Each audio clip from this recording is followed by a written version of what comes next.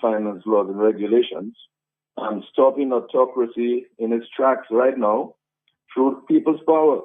We've been talking about this people's power for a long time. It's time to do something about it. The ERC seems to be mobilizing for people's action soon. That is a good thing. The fierce urgency of establishing unity ahead of the next general election, whenever it might be, to rescue and revive Dominica's economy. We are pleased that the EWP and the ERC collaborated to deliver a timely Dominica Economic Revival Summit, spearheaded by Dr. Thompson Fontaine, and to which Senator Delbert Paris, Mr. Glenroy Soso Coffey, contributed substantially with the presentations and the valuable inputs. We're certainly looking forward to a lot more young people, many people who are awarded standing up and be counted and help to build the economy and be given an opportunity to do so. They will talk to us about that tonight. That Economic Revival Summit, really was time because almost like divine intervention in this season of collateral damage, of despotic rule that is in full bloom. I'm sure that most right-thinking people are saying enough is enough, just like Mr. Frank Byron said in that article. That article did go out in 2009. Since 2009, the concerns have been expressed. Matt Peltier expressed concerns about $5,000 salary and then $1 million assets. Isn't that right? Yes, I did. 2007, that was. 2007. Well, it is time to relieve the rampant unemployment, Matt, the sidelining of local contractors and other service providers, and to stop the persecution of opposition leaders and independent thinkers. This makes absolutely no sense. So, Matt, I'd like to ask our audience to please join us for more. We will take your calls tonight on the Global View on Q, 8 p.m., only on Q95, the big station. And Matt, you know it's true if you hear it on Q. That's for sure. Thank you very much, Mr. Greg. Well, to look out for Global View on Q as the electoral reform continue to come under the microscope. We need to hear the people's voice. We're going to come back, Dominica, after this with Yui. Stick around.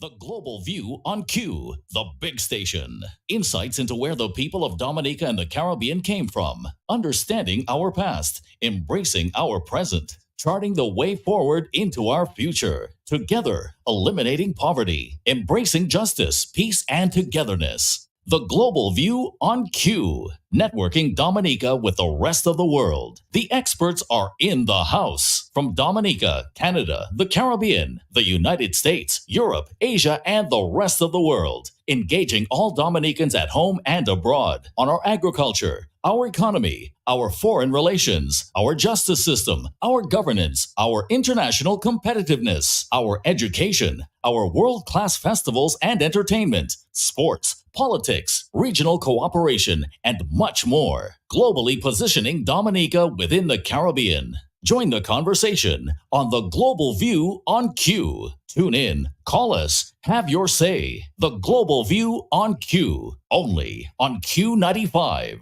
The big station. Electoral reform this Saturday and every Saturday in June. And let me make it very clear to Dominic that this long drawn-out consultation is over. That's not the case. The people will speak. The people's voices will be heard in the ERC's ultimate battle for appropriate electoral reform in June. What everybody understands fundamental, has been critical, has been necessary, is not there as yet in the legislation. So Dennis Byron was paid thousands of dollars. Is Roosevelt scared listening? Has he scrapped Byron's report? Listen this week to Saturday Night Live, 8 to 10 p.m. Once this document is in my hands, I will go through it. I'll take my time and go through page by page, line by line, clause by clause, and I will inform the people of Dominica what is in this document. ERC, Saturday Night Live, 8 to 10 p.m. every Saturday during the month of June. Let your voices be heard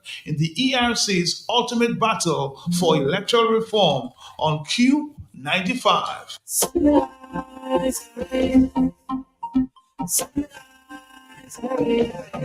Exciting! Exciting news from Sunrise Airways. Starting May 25th, we're expanding to the Eastern Caribbean with a new service to St. Kitts, Antigua, Dominica, and St. Lucia. Enjoy round-trip fares starting as low as $199 US. Book now at sunriseairways.net or through your travel advisor. Experience the best in travel with Sunrise Airways. We fly to connect people. Book today. Your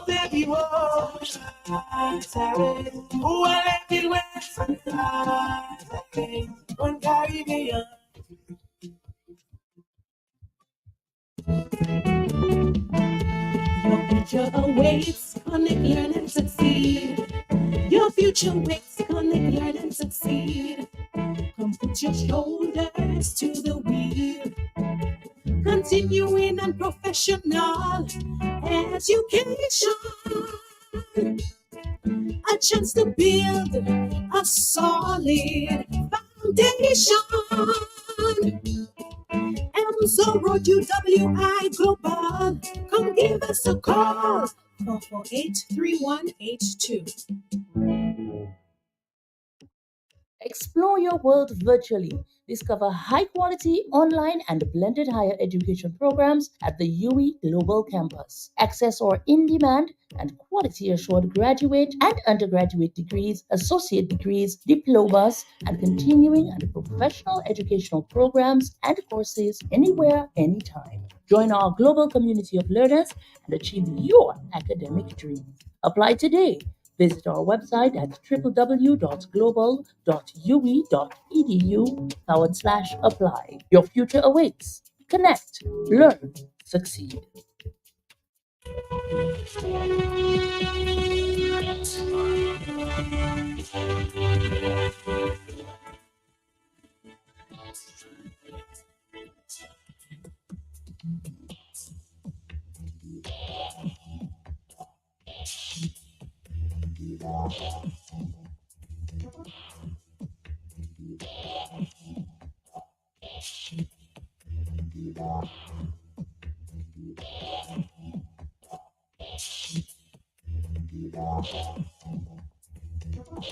Dominica, we're here. We're here with Yui. And of course, we want to talk about the summer courses from July 1 to August 16th, 2024. We have both doctors in the house this morning, so let's say good morning, good morning, good morning. Good morning, Matt, and good morning, Dominica. How are you? I am doing well. I'm glad to have Dr. Casimir with me again. Good morning, Dr. Casimir. Good morning. How are you? I'm fine. You were asking me or asking Dr. Joseph? Oh, you saw Dr. Well, Joseph. I saw Dr. Joseph already. In fact, I see Dr. Joseph every single day. Every day. I'm asking you, how are you? It's been a while. It's been a while. Good to have you, though. Thank you. But we're here to talk about summer courses for, of course, UE. Everybody always talk about during the summer, they want to participate in what's going on there at UE. But we have a few courses I want to talk about. Is interpersonal communication and human relations. We have office management, public speaking and professional presentation skills, records management, sales and marketing management 1, wedding planning and decoration, ballroom and Latin dance. Maybe I should take part in that one. Business writing and communication 1, conflict management, fundamentals of conversational Creole, human resource management 1, principles of taxation and bookkeeping, strategic management and planning. These are some of the courses that will be offered this year from July 1 to 16th of August 2024. Let's start the conversation. Good morning again, Dr. Joseph. Good morning. So we are very pleased to be able to offer those courses again. All of these courses are 6 weeks long and will be starting on the 1st of July. And so our deadline for receipt of registration is the 26th of June, which is about 2 Wednesdays from now. So we have been busy going around the island and talking to people about our programs. And so I want to start by really thanking all the nurses in the health centers, all the policemen in the stations where we stop, the clerks in the village councils, and, just everyone, the principals and teachers at the schools who are very engaging every time we go around and we bring our flyers and we talk to them about our programs and courses. So thank you very, very much. And we continue to do this work really to be able to train people and to bring good quality sound education that comes from a brand that everybody knows and trusts to our people wherever they are. So UWI is not for Roseau people anymore. It's for everyone. And we're really happy I about will that. start off that question. What do you need to take on this program? You just need to be 16 years and over. That's it. All you need, yes, to do any one of those courses and programs. You need to come with an open mind too, a mind that is ready to learn and engage. But as long as you are 16 and over, you are welcome to participate in any one of our courses here listed here. All right. So some people feel, well, I didn't go to school, but I can participate. But let me even take you there. Right now, with just about 3 to 4 CPE courses, you can actually matriculate into any of our BSc programs. Yeah. I remember in the 90s, late 90s, when I left college, you required about 6 or so CXCs plus your A-levels to get into UE. Right. But right now, if you are in a position where, because of life circumstances, you are unable to access Secondary CXPs education. as well as A-levels at the time, now CAPE and now CSEC, you can actually do all CPs and matriculate. As a matter of fact, if, for instance, a young man from FIFOM decides, like, say, 4th form, you're 16, I want to take 2 CPE courses. FIFOM, I want to take 2 CPE courses. You can actually, at the end of it, you can register for BSc programs. Right. Why has that changed, though? Well, 2 things. There's greater emphasis on CPEs. Because what we understand, what in terms of higher education, what we understand is that your experiential learning, that counts for education. And those sorts of programs, because of the rigor of the programs, it is equated at basically A-levels type. Because you can use those CPE courses, matriculate into higher education, and you can use those CPE courses to even get better paying jobs. We've seen, for examples, I had a friend who actually did, his degree he had a master's in education, but he was able to get a fairly good job because of doing construction management. Because what the managers wanted to know is that, yes, you have the degree in education, but you have knowledge of management, construction work, and all these different things. And project management. Project as well. management, exactly. Yes. Well, that's good. That's good. Well, I'm hoping that persons are now encouraged further to participate. Let's look at the interpersonal communication and human relations. Well, that course is important because it teaches people how to communicate better with other people around them. A lot of the issues that humans face is because of a gap in communication. Something is misconstrued, somebody didn't like something that somebody said or the way they said it, or there's a pattern of communication that somebody is not comfortable with.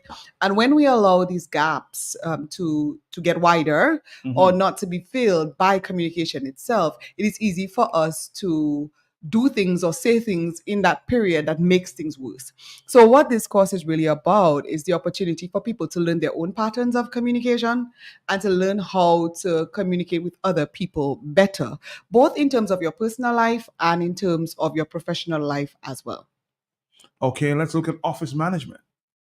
That course helps people who work in office, particularly senior clerks and as well as supervisors, to actually manage the office more proficiently. Okay. What we have seen is that the office has gone through significant changes. The office is a lot more diverse now. Okay. You have people from different education backgrounds, socioeconomic status, culture, all these different things. How you motivate that talent becomes very important. That course is going to help you to really manage your talent and make your organization a lot more efficient. As I always say, it's the people in the front office who really run things, and they can determine. I like the way they run things. Yeah. And they can determine whether people are going to come back or not, So the training that is required for running that front office is critical, because if you're like Barry and I, we are not in the front office at UWI at all. And it's possible for somebody to come to UWI and never see us at all. But the experience is determined by that front staff. And that's why it's crucial crucial for people to be trained to give the best experience You're to so customers. right about that, because if you enter an office and you see somebody with a quote unquote boy face, Oh yeah. Of course, take the troubles from You're- home. Yeah. you're not motivated to come to that No, organization. or they're on their phone the whole time. They're not looking at you, or they haven't stopped whatever conversation they're having with their office worker in the next cubicle to dignify you. All these things matter, and all these things are important in terms of managing and giving people a good experience. That's very true. Mhm. Public speaking and professional presentation skill. Yes, that's my course, and I always smile when I talk about that course. 'cause And that's my everybody's course. always talking about that course. Yeah. I'm very, very honored that, in the last 4 years or so that, we've been teaching this class for a longer time than that, but the reach has extended because of COVID, and now we're online.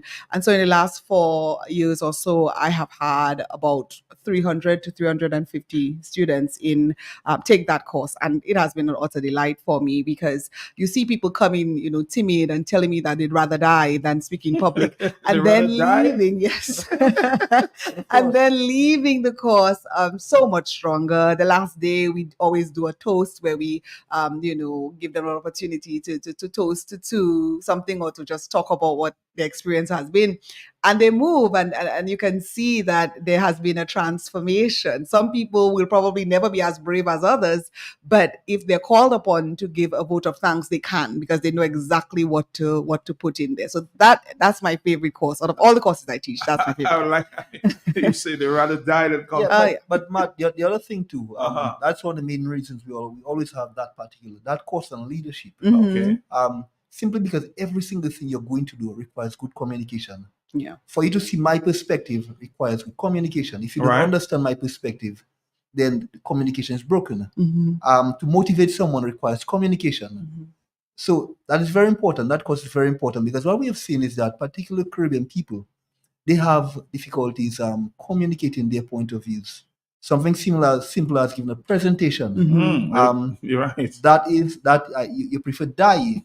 I remember Barry when I himself did used to prefer die. I remember when I did my first set of presentations for Mhm. lectures, I would have called Kim and I would sit in the For lab hours. for hours to practice that over. And let me tell you, I haven't seen anybody that my back is wet. You sweat. I'm sweating. I haven't seen it. I haven't And it's done only it me yet. in the room, and he's sweating like that. I haven't done anything yet, and my back is wet. So it tells you Mhm. how important communication is, Right. particularly public speaking. So that's why we try our best to offer those courses ever so often. Mhm. All right, that's very important. Now let's look at the records management. Records management becomes it's very important to have records management in this dispensation, Right. because record management, it has moved from paper documentation to online documentation. So how you manage it and the efficiency of it becomes important. The sequencing of it and how you manage those records is very important for organizations, because without records and how you manage those records, organizations can lose an entire history. Okay. So you want more people, more organizations to send people to actually do that particular course, because the records and the history of the organization is very, very important. Does that include filing? Yeah. Yes, of course. Sequencing, filing. We had one of our colleagues do record management, and we saw a complete change in our recording system. Mhm. All right. Sales and marketing management, another popular one. Yes, that one is very popular, and we offer that one at least twice a year, sometimes 3 times a year. And that offers a practical approach to preparing and implementing a marketing action plan for any business or organization, large or small. Uh-huh. And what does that involve, really?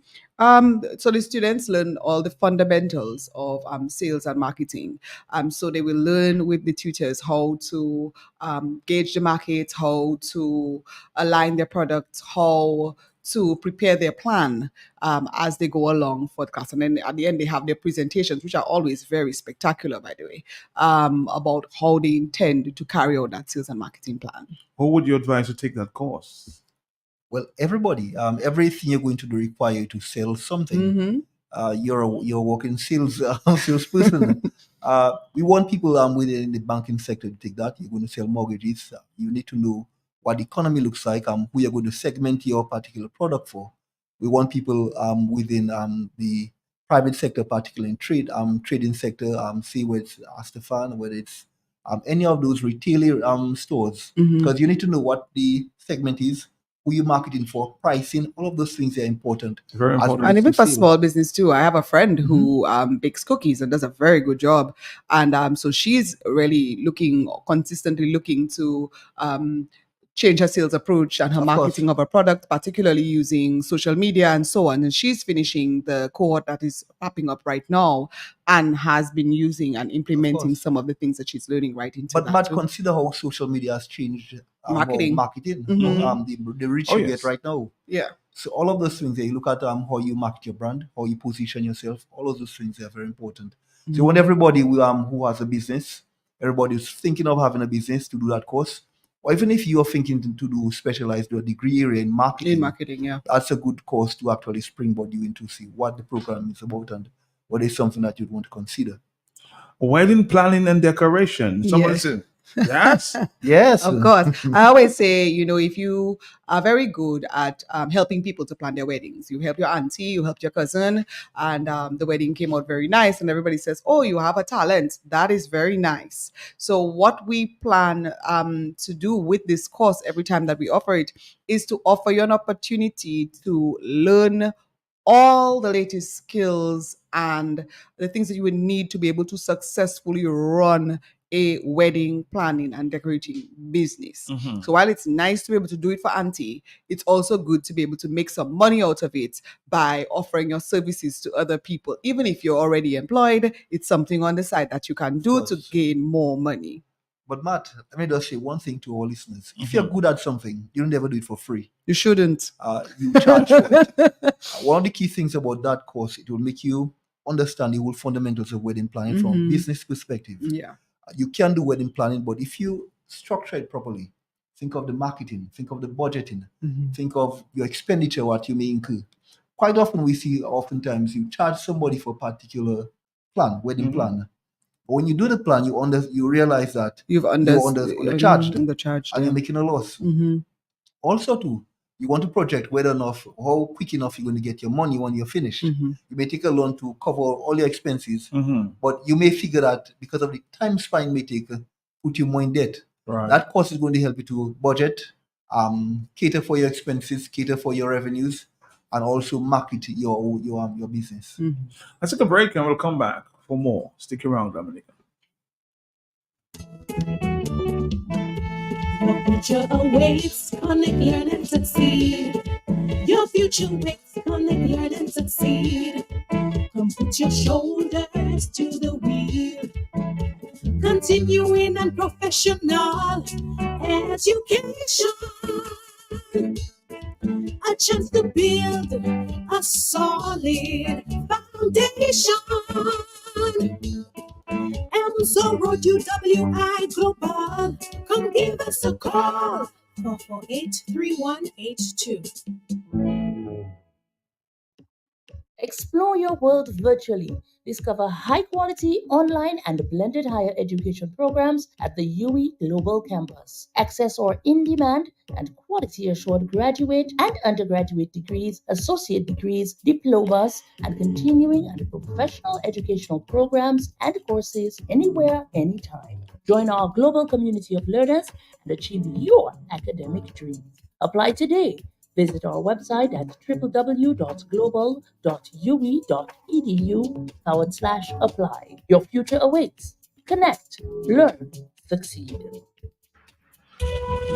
All right, Dominica, if you need to ask any questions, feel free. We still have a few courses to go through. We have ballroom, Latin dance, business writing, communication, conflict management, fundamentals, and conversational Creole, human resource management 1, principles of taxation and bookkeeping, strategic management and planning.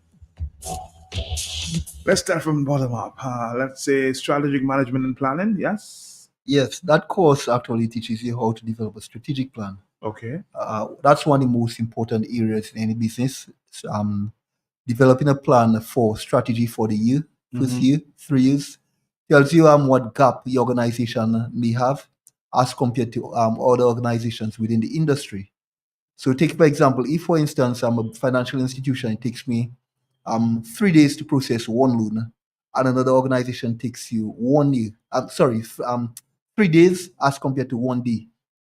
You want to know what is the gap, why is there a gap, and how you can improve. That course teaches you those key elements. Also will help you to actually monitor and evaluate progress, and it will also help you to design a budget to actually implement a change plan. All of those areas will be covered in strategic planning and management. And as I say, it's a very good course for senior level employees as well as middle and upper level managers. All right. Let's look at principles of taxation and bookkeeping. We've had that course. We used to offer that course earlier on when we started. We decided to bring that course back simply because taxation is very important. Knowing the different taxes that are available and how you cater for it is important. That course is going to actually teach you how you actually, first of all, you prepare the financial statements and how you cater for it in terms of tax. How you cater, what do you tax? Also, it will help you in terms of sometimes there's double taxation. How do you cater for that? All of those things that will be looked at. We're going to look at different sources of government taxes in Dominica and what is the percentage and how do you account for all of those things. So that course will actually teach you how you navigate through taxation in Dominica. One course that I suspect a lot of people may be interested or want to be interested in is the fundamentals of conversational Creole. A lot of people can understand but can't speak good Creole. Well, I don't know. Like me. Well, I don't know if many people can understand Creole right now. In my time, So in the 90s, I can understand everything in Creole, but I can't really have a conversation in Creole. So in the 90s, you could, there were a lot of people who could understand but could not talk. Right. Right now in this new dispensation, I don't know if many people can understand even fathers. You're joking at this stage? Of course, wow. Things have changed. I remember growing up in Corley, we speak only Creole, right? Which helped me when I went to study because when I interacted with the St. Lucians, we spoke only Creole. Right. When I came back in 2000, there was a different dispensation. I heard very little Creole, and you only heard Creole during Independence time. Right. I don't know many young people in high schools can speak the Creole. Right. They may be able to speak French and understand the French. Creole is a different thing. That's the thing I've always noticed. So I'm from La Plaine, and we, at least when I lived there in the 80s and 90s, early 90s, we spoke Creole all the time. I mean, the only place you didn't speak Creole was in schoolyard, really. We spoke Creole all the time, and your parents spoke to you in Creole and then you know how to speak English. There's nothing wrong with that, but everybody always spoke Creole. But what I noticed when I came down to Roseau in about 1991 or so, I noticed that there was no real Creole en ville. So people in town wouldn't engage each other, except for in the market on a Saturday. I will tell you what happened. Because I was raised in the city, around the city, just suburban areas. Parents never encourage you to speak Creole. That is true. They saw it as something rude. But only left it for the adults.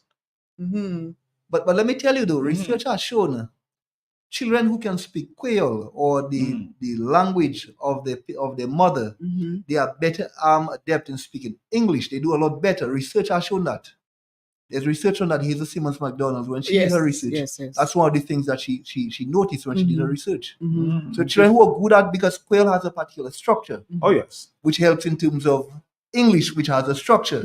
So children who are able to speak the Creole properly, they were able to do very well in But English. I'm always surprised, and I know that people like Mrs. Akpa, when she meets me in town, she speaks to me in Creole in the middle of Roseau in our uniforms. That we have a full Creole conversation. Delia Coffee Weeks as well, we will have a full conversation in Creole. But that is rare. It's very, very rare to have a conversation, except for somebody from La Plaine who meets me and wants to ask me how I'm doing. It's very rare to have a Creole conversation en ville. Very, very, very rare. That is so true. So this particular course in Fundamentals of Conversational Creole in the 6-week period will help participants to be able to already speak and have a conversation in Creole. They will go through several elements and vocabulary and structure. They will look at folklore as well to understand the context of why we say certain things the way we say it, why certain words are used in certain areas and so on, and to be able really to have a Creole conversation. All right. I'm hoping that a lot of people, maybe like myself, participate in that. Well, I've always wanted to myself. I don't have the time because I teach Yeah. myself. But for me, it's that I'm illiterate. That has always bothered me. Okay. You know, that so I can speak and I can understand, but I cannot read and write. I just put the words however I want to, and I know that is not correct. Mhm. So I've always wanted to be literate, and so that's one of the things I really am hoping that at some point I can do the class for. All right. Myself, it's time. Conflict management. Conflict management is very important for organizations, particularly people in Mhm. senior and mid-level positions, but also people who are in the religious business. Mhm. You need to basically manage conflict. Mhm. How do you mentor people? What do you say? Because you think that you know how to manage a conflict or how to solve a problem, but you realize sometimes you're doing the entire thing wrong. So that course is going to help you to actually strengthen your competencies on how to manage conflict, Okay. how to work with people within conflict setting, and how to basically mediate throughout that entire process of conflict.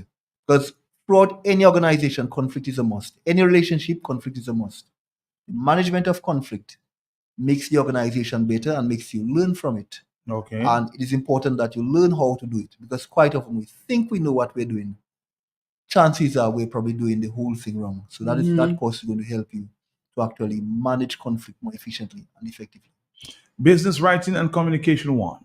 Business writing and communication, one, will teach the participants how to write documents that are commonly used in business writing, such as letters, memos, emails, proposals, minutes, and so on, how to do that properly and effectively. Barry and I always laugh, everybody thinks that they're good in English. Everybody thinks that they do not need a course to show them how to write properly. But the truth of the matter is, when we get certain emails or certain correspondences, we do see differently. And so it is important that people are, again, at the front line of the institution, people are the ones making those communication with other people, that they have the right skills to ensure that they're doing it properly. Because you can turn somebody off so quickly with errors, That's so true. Now, our final one this morning: ballroom and Latin dance. Can you dance? Can you dance Latin? We want to do something different. Okay. Include one of the art programs that we have Okay. on our roster, and we wanted to try this course. This course teaches you how to dance Latin dance, how to dance ballroom dance. Ballroom dance is very important, particularly in a very formal setting. Okay. So it's going to teach you how to do that. Kimon and I always laugh at it. But I have two left legs. But it's important, I remember when I was teaching at convent and we had PE. I remember the principal at the times telling us that, a lot of the players of football in Latin America, for example, they take a Latin dance and ballroom dance, and you can see how it helps them with their movements and so on the field when they're playing football. And she told us as well about the Australian cricket team. They take ballet, for example, and you could see how they would fly over you. I mean, you could see how they would fly over the boundary to save that ball, and so on. Is because they took ballet as a team and so on. So dance is important, and for movement, and so people who are interested in that, in rumba and cha-cha and box step and all the basics of Latin dance, we're inviting them to come on board and register for that particular program. As Barry said, it's one of the art programs that we wanted to try, because people do say, oh, you have a lot of management this and management that. Could we have something fun and artsy? Well, there we go. Something light, huh? Yeah. Yes. Was it you're gonna try, my brother?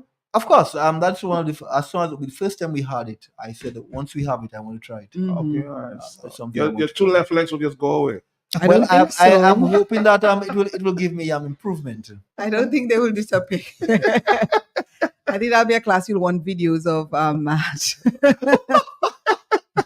Now, tell me, in terms of the cost, in terms of this courses, yes. Yes. So all the courses are 6 weeks long, the ones that we have named. So interpersonal communication and human relations, office management, public speaking and professional presentation skills, records management, sales and marketing management 1, as well as wedding planning and decoration. That's on Mondays and Wednesdays. On Tuesdays and Thursdays, we'll have ballroom and Latin dance, business writing and communication 1, conflict Conflict Management, Fundamentals of Conversational Creole, Human Resource Management 1, Principles of Taxation and Bookkeeping, and Strategic Planning and Management. Because they're all 6 weeks long, these courses are $250 EC. Each. And classes are from 6 p.m. in the evening. The majority of the courses are online via Zoom, but the interpersonal communication and human relations, as well as the ballroom and Latin dance, will be face to face. Now, if you want to do 2 courses, say you want to do Tuesday, Monday, Wednesday, how does that work?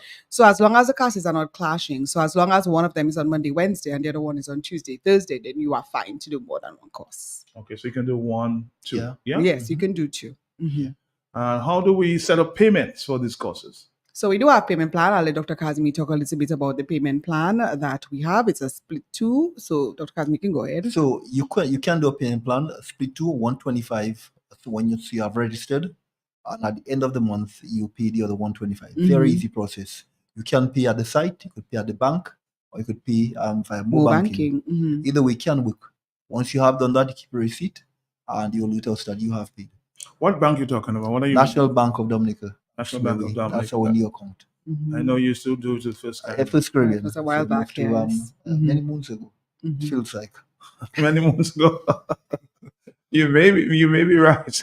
But let's wrap it up at this time because we don't have too much time. Yeah? Yes. So we invite people to register for our courses. Again, I just appeal to everyone. Registration is ending on Wednesday, the 26th of June, 2024. I want to just take my few seconds to just really thank everyone. I want to thank Q95 for affording us the opportunity to come, and you, Matt, of course, for always being so gracious to us, and for all the managers and supervisors who continue to look for programs that we offer so they can register their colleagues. Thank you so much for that. We're grateful to the government as well, and all those who continually come on board and ensure that this important training opportunities can be fulfilled. Each year, Dominica site alone has over 1,000 participants in continuing professional education. 1,000? Yes. Such a small country, we are one of the top ones in terms of CPE, and I'm saying one to be modest and nice in terms of our size. But we're very proud, and people take our courses from all over the Caribbean and all over the world because we do have something good going here. And so when you join our family, we can assure you that you will be in good hands with our brand. Dr. Kazimi? And you made a very important announcement earlier as it relates to the CP courses, getting you into you. Yes, that's actually what I was going to say. Yes. Seems like you read my mind. Again, I just want to further echo Dr. Josie's sentiments. I want to thank Dominicans for taking our programs. Well, as I said earlier, you can utilize your CPE courses and matriculate into our BSc Senate programs. If you have at least 3 to 4 CPE courses, you can access our Senate programs. As I've always told every applicant who comes to UE, you start with one course, then you add more. Within 5-6 years, you see you would have finished. Because whether you do the program or not, time is going to pass. That's right. So you want to educate yourself. A bachelor's degree can get you a vehicle, a house, anything, any asset. A vehicle or a house, it's very difficult to get you a bachelor's degree. Bachelor's degree can expand your resources. The power of education is one sure way as a Black person. You can move from point A to point B. And as we always say, Barry, you can go, that's the one thing you go in with, right? When you die, that's your education. When you die, the one thing you leave that earth with, that's the only thing. You can't leave anything else in. Nothing else. But you can live with your education. If I write your check, you won't be able to go with that one. You could put it in the coffin soon after the birthday coffin and dig it. All right. Well, good morning again. I'm hoping we can talk again just before we wrap it up, the registration. Of course. Again, thank you both doctors this morning. Thank you. Very Thank much. you very much. Bye-bye. All right. Take care now. Bye-bye. Okay. Your future awaits. Connect, learn, and succeed. Your future waits. Connect, learn, and succeed. Come put your shoulders to the wheel. Continuing and professional education. A chance to build a solid foundation. Amso Road UWI Global. Come give us a call. 448-3182. Explore your world virtually. Discover high quality online and blended higher education programs at the UE Global Campus. Access our in demand and quality assured graduate and undergraduate degrees, associate degrees, diplomas, and continuing and professional educational programs and courses anywhere, anytime. Join our global community of learners and achieve your academic dreams. Apply today. Visit our website at www.global.ue.edu/apply. Your future awaits. Connect, learn, succeed.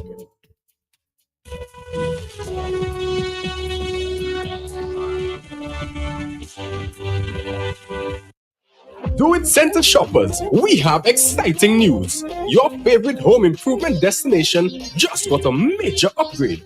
Get ready to experience the all-new Do It Center online store. Fresh look, same great products, and super user-friendly. Find what you're looking for in a snap. Need assistance? We've got you covered. Connect with our live chat agents for real-time assistance. But that's not all. Introducing the convenience of seamless online payments with reliable delivery service straight to your door. Shopping for quality products has never been this easy. Don't miss out. Visit store.doitcenterdominica.com and experience the new era of our online shopping. Do It Center, your partner in home improvement. All you where in Roseau, Kimashadis, you can just walk in and order all your chicken parts, wholesale, and even enjoy retail. It's at AC Shillingford, all chicken parts available that you can afford. Fresh breast, and you know breast is best. Shillingford wings have muscle. After you eat it, you can fly. As for Shillingford chicken drumsticks, even swinging stars just order drumsticks from Shillingford. And for those of you who love Risapul, AC Shillingford keeps your belly full. Buy your chicken wholesale at AC Shillingford. From wings to thighs to drums to breasts to backs to necks. It's available. It's always available and it's affordable. Plus, you've got pork feet, ham and turkey, bull foot, chicken nuggets, pepperoni, all those right seasonings to make your kitchen keep on ticking. Buy your wholesale chicken at AC Shillingford. When you think of chicken, think of AC Shillingford. Always fresh.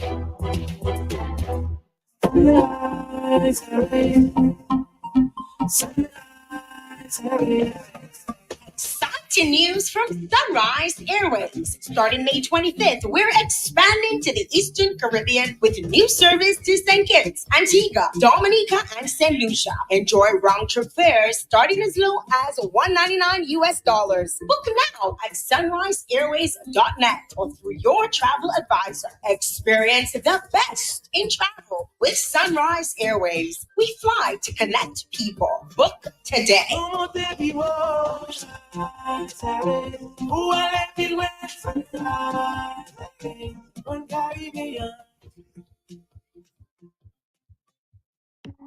Explore your world virtually.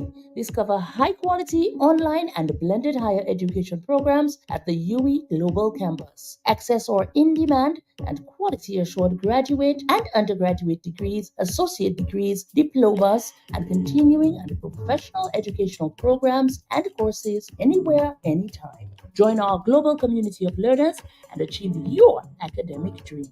Apply today.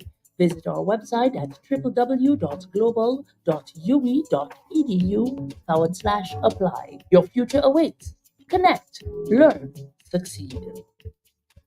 All you where in Roseau, Kimashadis, you can just walk in and order all your chicken parts, wholesale, and even enjoy retail. It's at AC Shillingford, all chicken parts available that you can afford.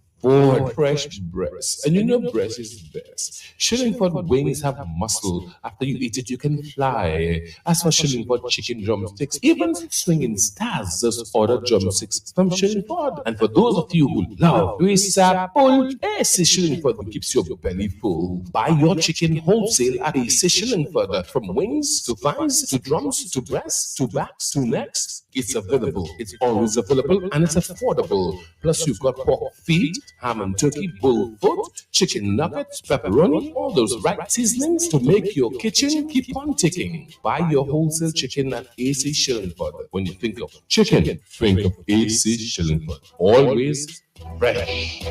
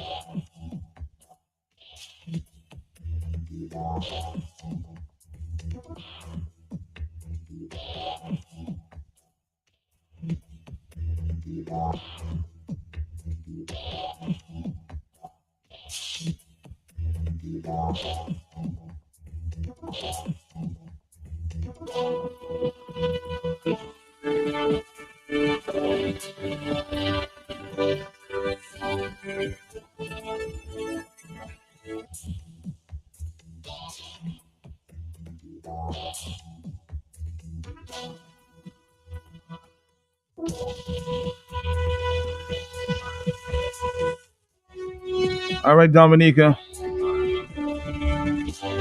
just for a few minutes, huh?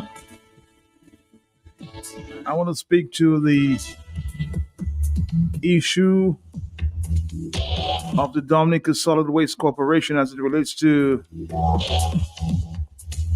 garbage collection. To all residents across the island, kindly be informed that there is a delay in garbage collection in every community until further notice due to circumstances beyond the corporation's control. We do apologize for any inconvenience caused and ask that you continue to manage your waste effectively and sort it out as the source, at the source.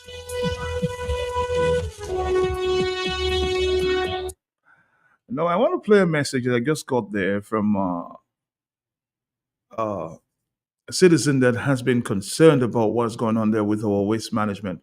What's really happening to this corporation? Matt, this thing by this notice by solid waste to me is actually too late, because people have had this problem for at least a couple of months now, where garbage has not been collected for months in certain areas.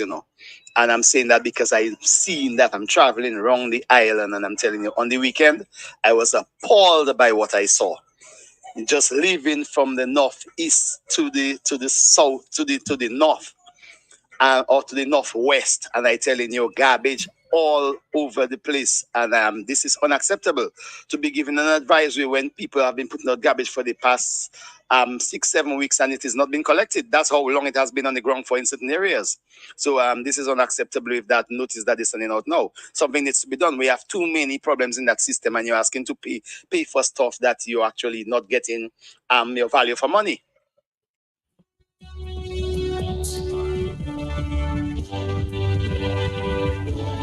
I think the corporation should be more transparent. In other words, tell us what the problem really is. This is just a blanket statement. We don't know the root of the problem, whether it's a truck problem or the workers' problem.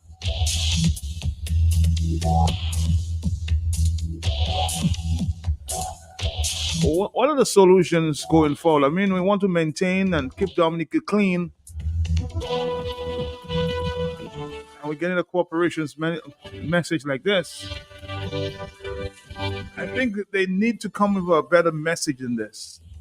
Tell us the problem. Let's find solutions together going forward. On the telephone, yes? Good morning. Matt, good morning. Morning to you, sir. I need to say morning to your listeners. Morning to you, sir. The corporation, Matt, not running the way it should run. Because once I used to look at solid waste, so I can tell you. Okay. As we speak now, I think they have only 2 trucks up. 2. And in Barbados, the corporation in Barbados, they have 15 new trucks. I did my research, so I can tell you. Mm-hmm. And workers are working on their strain, Matt. It have to take one to speak for workers because everybody's afraid nowadays in Dominica. I don't want to lose my job. I don't want to give somebody else the message to pass to them. Solid waste, the management, Matt, need to go. Because one staff said to me... You're saying the whole team needs to go? Yes, the whole team needs to go, Matt. The whole team needs to go. One staff said to me when I first started working at Solid Waste, Mr. The manager, she didn't call the name for me, and she is in management position. She said the PM said, and I quote in her, that the manager of solid waste is a miracle worker. You stretch the workers and don't want to pay the workers. Refusing, but I got a suspension letter from solid waste. I wouldn't say suspension letter, but my contract was terminated without a warning letter, without nothing. But let me say to solid waste. So why were you terminated? Is that your statement this morning? Is it out of a grudge or sour apples? No, Matt, staff at solid waste is under pressure. Under pressure, Matt. When I used to drive the truck, the garbage truck, I had only one light. And when I messaged my supervisor and said, I am not using the truck. I got the truck, I have only one light, and I have to go all the way vehicles early hours of the morning. It was a problem. It was a problem for my supervisor. And drivers don't have a choice. Because first thing they'll tell you, we can get somebody else. And that is how it rolls.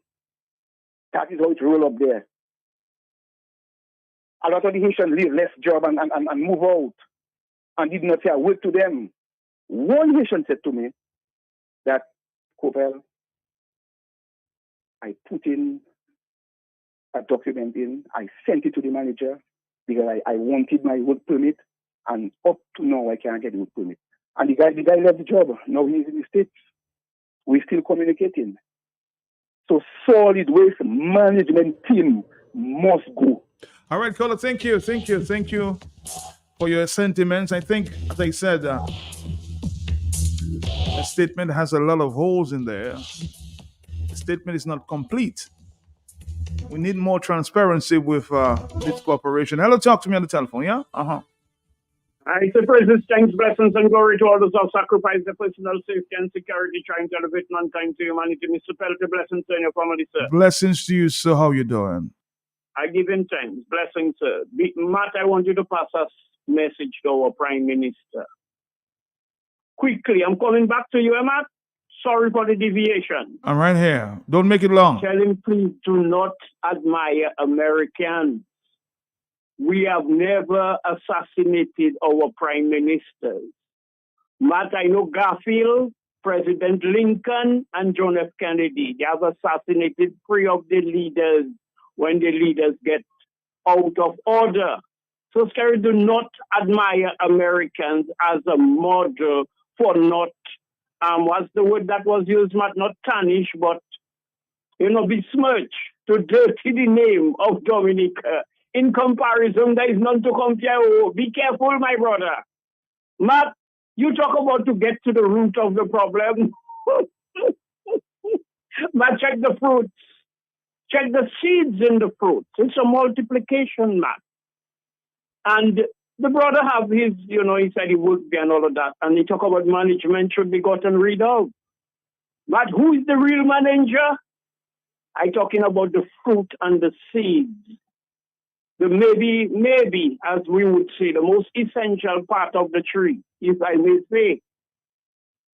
Matt, that level of madness, Matt, I've seen St. Joseph, Matt, for years. Solid waste is just not there. Matt, you talk about sports and priority. Matt, remember you introduced that word to us about 2 weeks now, Matt? Mm-hmm.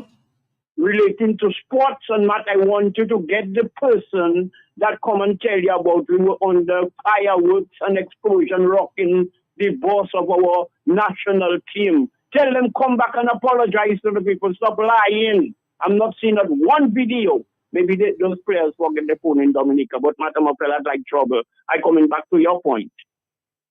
You cannot tell me you have all that billions of dollars, or you steal, or you disappear, or you laundering. Matt, they told me I have a pair of shoes like that too, Matt. It's true now? You should check when you see me walking. Huh? I say you should check when you see me walking. I said I tell a fella to monitor him for me. I can follow him, so I give somebody to monitor you for me. Remember the shirt, Matt, and they say it was a gift month for that one. So you in all kind of things, building mansions, Rosamond, Daniel, America, everywhere. Nobody sees, nobody knows, because there is no disclosure, no transparency, no accountability. Much solid waste is going to waste for years. So management Matt, that is afraid to talk, because remember the $5,000 salary, $1 million asset. Since after that, they clip Matt wings, he can't say too much.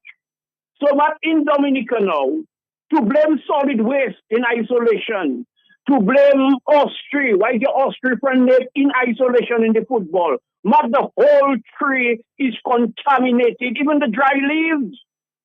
Is no nutrition for the roots, Matt. So to get to the root of the problem, Matt, you must be careful, because even the dry leaves are contaminated. And if somebody have ears, let them hear. The question to you, Blessings, this morning, I know you're all over the place here. What is the solution going forward? All of us are affected by this problem. What is the solution going forward? The solution is revolution, Matt. We are jokers. We wake up every day talking about what these criminals are doing, and we are not waking up every day strategizing how to get them out by any means necessary. Thank you. Thank you very much. 449-3095-9697. 9:21 is the morning time. Talk to me, yes? Mm-hmm. Matt, Yes, morning to you. How are you, sir? How are you? I'm doing great, Matt. Thanks God for another day in the land of the living. But Matt, I saw Unfortunate on Facebook, right? Okay. Because that's the new name. That's the new name you tell me. Unfortunate. I saw him in some attire where he wearing some expensive shoes, expensive top, Matt. I personally believe Unfortunate is not aware of the price for that, because I believe Unfortunate wife is setting him up, because you cannot tell me. My friend, let's call her. Let's try to make the statement in sync, because we're talking about garbage disposal and garbage collection, garbage management. Tell me where you're going with this one. Tell me. No, but we want you to stick on the point there. But let's know. Let me know where you're going with this. Yes, go ahead. I'm coming to that. Right. Why Unfortunate is spending so much money on himself, and the people of Dominica have to be left with garbage. Dominica was one of the most beautiful places you want to live, to work, and enjoy life. Right now, Dominica has become the garbage city because of Unfortunate and his lack of leadership style. He don't even say, Matt. Unfortunate. Bye bye, Matt. All right, guys. Let's get to the issue. You want to go all around before you make a point. Just make the point and move on. 449-3095, and you're confusing yourself. Hello, talk to me. Yes. Make the point and move on. Talk to me. Yes. Morning, Matt. Morning to you. How you doing? Matt, I'm okay. Matt, honestly speaking, yeah. I'm not sure what's going on in solid waste, but the drivers and the people doing the garbage, they are really damaging the truck. Honestly speaking, they're not taking their time to drive the truck. They are bouncing the truck. I've seen bouncing wall, bouncing this, breaking to. So you're saying they don't care? They don't care. They don't care, Matt. I've seen them. It's like as if something they say once it's not yours, you really don't care. Like you're renting a vehicle and you're not taking care of the vehicle. Yes. Right. Honestly speaking, they can say what they want. I'm going to tell you straight up, they are not taking care of the vehicle. Matt, for instance, you drive in the vehicle and you notice your tire go down, or you're smoking, or steam is coming out. You will not stop and see what's going on. Of course. They don't. I tell you that straight. The steam is coming up on the engine are different, and nobody cares. They are really reckless, the drivers and the people doing the garbage for solid waste. I am telling you that so far.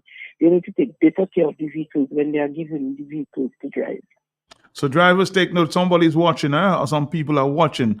Government, good morning to you, Matt. The government can't afford to keep Dominica clean, but they are in. But there is money to build multi-million dollar marinas. What a joke in Dominica. Hello, talk to me on the telephone. Yes? My beloved brother, listen to me. Listen. I am not trying to be confrontational with you. Me and you have fought enough battles.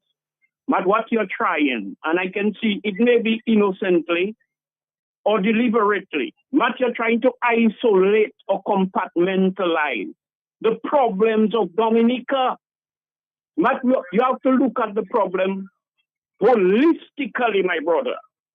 What are the cause of the problem? Make the nexus, the connection. with all the problems, all the ills of this country. I'm not saying it's just the government, but it is connected to this administration, man, based on the malgovernance. So why don't you say that from the start, my brother Blessings? Why don't you say that from the start instead of going around Dominique and coming back? That's my point to you. No, but You can say that from the start before you go all around the place and making a point. That's my problem with you. Yes, go ahead. maybe I read the Bible too much, Matt. Although I'm not a biblical scholar, I'm not a theologian or pastor or priest, but I'm just saying, Matt, the problems of the country, it is obvious the source of the problem are these criminals that refuse to relent. So while they're preoccupied, taking care of themselves, feathering the nest, Matt, everything is falling apart. Exactly. So you make the point. That's my point to you. You make the point. You move on. Hello, talk to me on the telephone before going postman and coming back. Talk to me. Hello. Good morning. Good morning. What's Morning going to you. on, Yes. my friend? Nothing is going on. I have a question I want to ask you, man. Yeah, I keep go hearing ahead. you say the corporation. So is trash collection privatized now or what? It's I think it's the Wasco, not the Wasco. It's solid waste management. That's what it is. But it's It's a still, it's a corporation. It's a corporation. so it's not under the government. It's privatized. That's what I'm asking. No, it's not I know private. it's a corporation. It's a corporation under government. It's like a statutory organization. Yes. Oh, okay. I understand. No, because that was my thing. But anyway, I just want to say something about your boy Blessing engagement with you. I think Blessing is a bit too deep for some of the listeners because what he was telling you was some serious parables, and I guess people have to understand it. And you ask him what is the solution, but every time he calls, he gives the solution to the problem, and that most of us know the solution to the problem, Matt, but a lot of us are not aware of where we are and the destruction that has But taken. my point to Blessings is sometimes we can't be diplomatic or we have to be diplomatic. But we're talking about rubbish and management, but we want to go all over the place before making the point. That's my point to Blessings. Okay? Okay, well, I understand what you're Thank saying, you. to be Yes. direct, but sometimes some people have to give you in parable because there's so much, Matt, that has. Oh, what is what is giving a parable about rubbish management? What? Give me an example of what should be a parable for rubbish management. Well, Simple. no, I'm not saying there should be a parable, but what I'm saying is Mhm. so much that has been done and destroyed that if the trash is all a part of the same big problem, and that is what he was pointing out. The destruction of the country's finances, all the department, everything, and he's talking about the contamination of the leaves and the trees, and it all comes back to the point that the trash is not picked up. And he lost some people like that, but I understand exactly what he's saying because it all goes back to the same root of the problem, and that's where I think he missed. Some people missed the point. All right, thank you very much. Let's move on there this morning. Hello, talk to me. Yes, talk to me. Yes, Matt, yes. How are let you me doing? ask you a question. Ask me a question. I heard a caller said the driver's not taking care of the truck. Mm-hmm. I do agree with that. Okay, is your opinion? But listen to me. Mhm. If you have a business, all right, in every business, there's a supervisor, there's a manager, Okay. you have the CEO. You on the field working, and if anything happen on the field, you as a staff, your duty is to report whatever happened on the field to your supervisor. Am I right? Mm-hmm. Yes. Right. Now the supervisor must report it to her boss, who is the manager. Okay? Mm-hmm. Now the manager now has to report to the CEO, who is her boss. Mm-hmm. So if the manager don't report it to her boss, how you expect the boss to solve the problem? But are you saying that the truck drivers are reporting the problems to the supervisor? But I can tell you, as I said, I was once upon a time a staff of solid waste. I used to report, and I know drivers always reporting. Okay. So if management not taking it to the PS for the PS to take it to the minister for the minister to take it to the PM, then nothing happens, and that's it. All right, caller. Thank you very much. It's 9:30 in the morning. Talk to me. Yes. Are you there, Good caller? morning. Morning to you. How are you? This government needs to go. The whole country's in a mess. All right, caller. Thank you very much. 9:30 is the morning time. Hello, talk to me. Yes.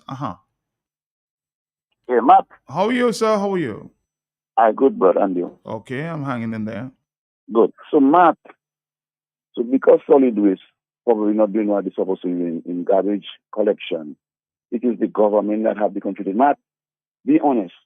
Not this government with the National Employment Program, the NEP. Not Dominica is shining when it comes to beautification. Not the NEP. It's shining, you said? In terms I'm saying it's shining. Hello. Let's talk. You say Dominica is shining. Not shining in the sense that in cleanliness, Matt. But so you heard management of the WASC, from Solid Waste saying they're unable to pick up rubbish around the place in every community. Now you're saying Dominica is shining?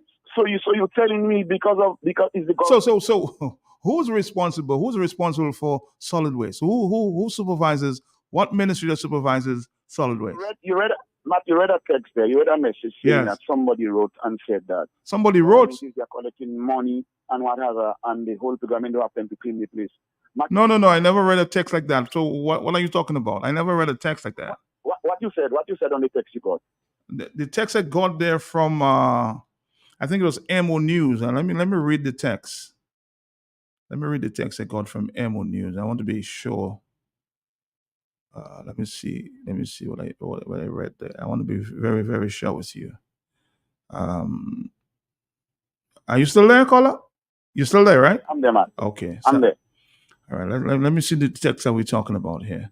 To all residents across the island, kindly be informed there is a delay in garbage collection in every community until further notice due to circumstances beyond the corporation's control. We do apologize for any inconvenience caused and ask you to continue to manage your waste effectively. That's the text I read. Good. So what are you saying now? While your callers were calling, you read a message saying that somebody just said or sent a message saying that government is busy collecting money or funds around the place. No, I think I got the point. What the person's trying to suggest here, there are multi-million-dollar mansions going up around the place. We should make some priority for garbage collection so we won't have the problems that we're having now. That's the point the person is trying to make. Are they lying?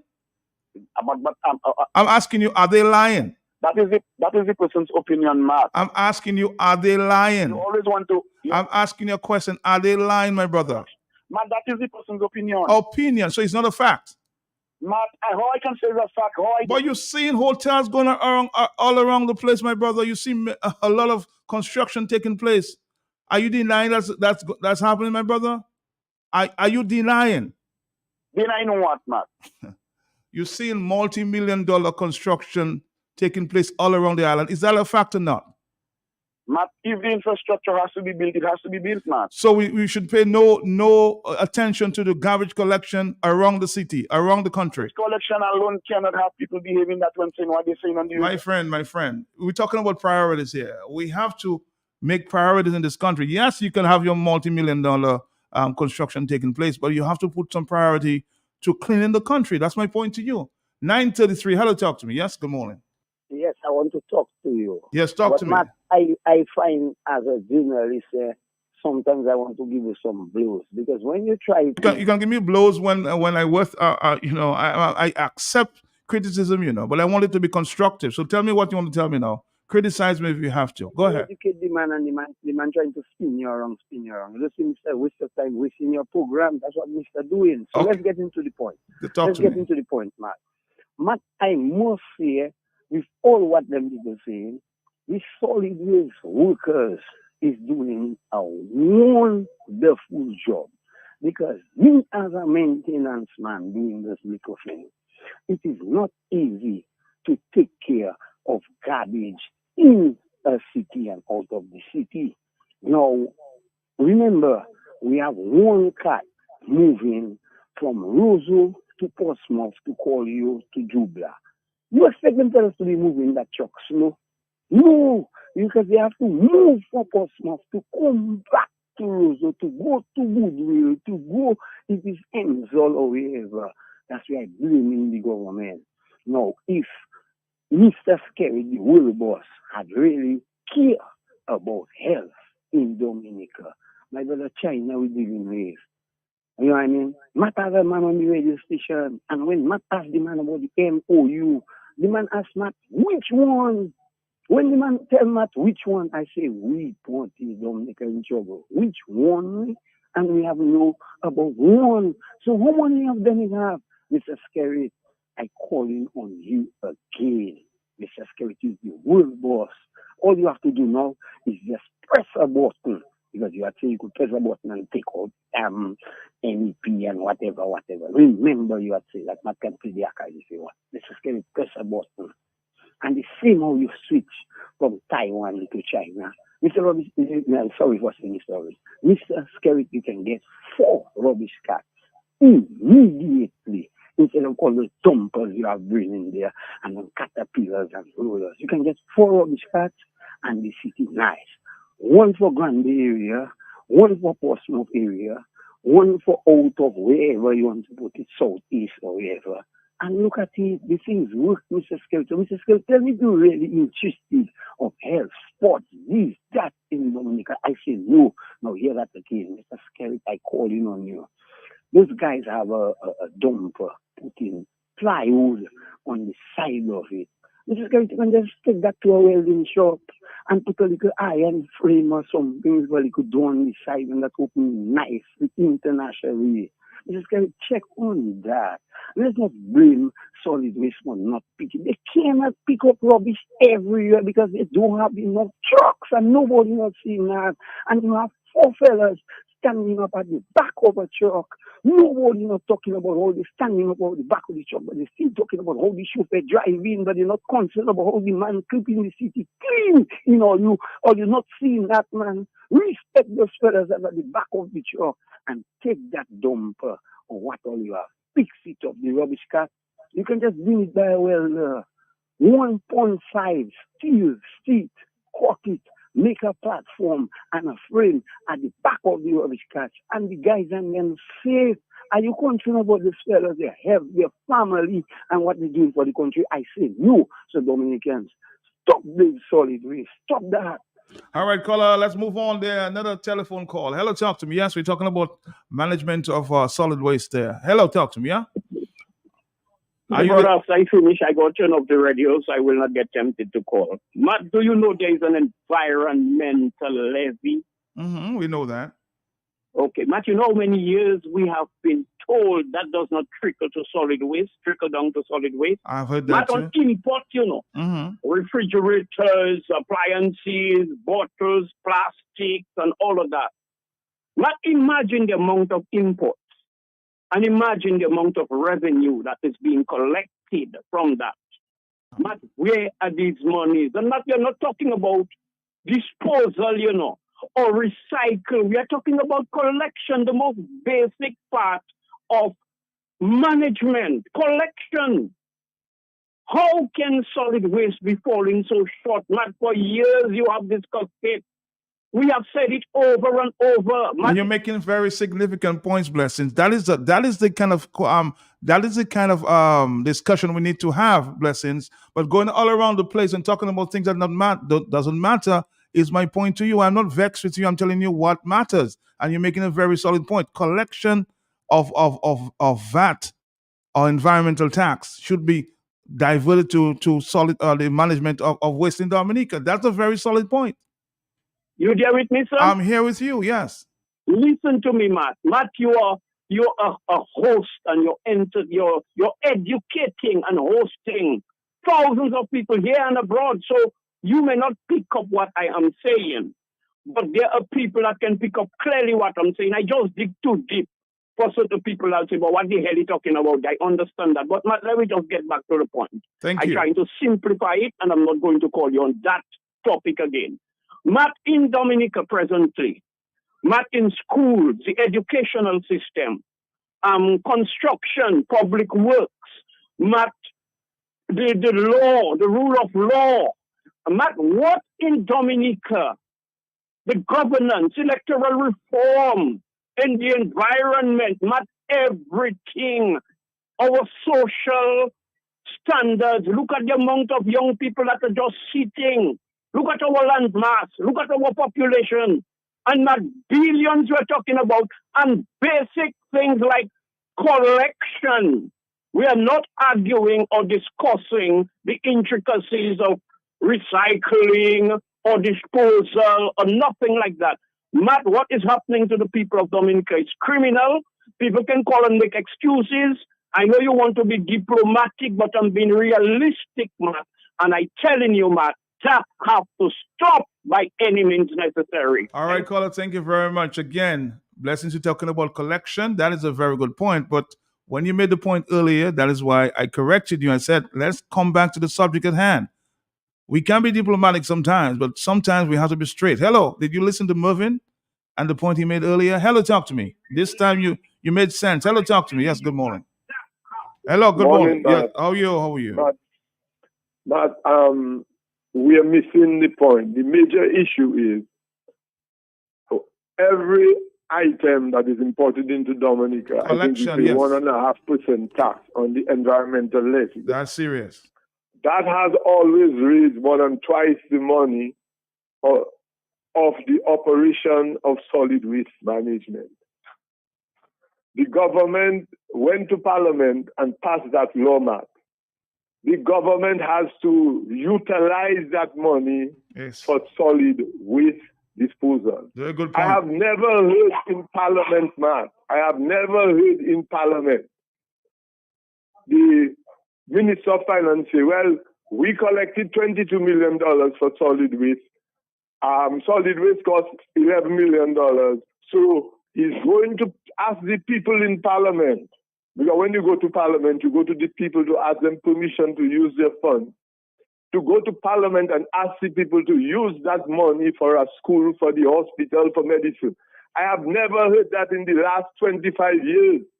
And solid waste management is underfunded, and the management, they may have a major problem with the management. And there's collection issues, of course, because they're not diverting that money to solid waste. I mean, a lot of taxes have been collected over the years. Yes? Yes, Matt. Matt, you buy a Coke, 1.5% of that Coke, I'm coming into Dominica, you pay for the disposal, Matt. Even the recycling of that bottle. Matt, and the government is abusing the financial, the Parliament. When they go to Parliament and they tell you, we want permission we think it is all right to charge you taxes so that we can call it solid waste, so that, we won't charge you a fee at every home. And it is a way of getting the money up front. So instead of waiting for you to come and pay, and if you cannot pay, anything that imported to clear customs, we charge you 1.5%.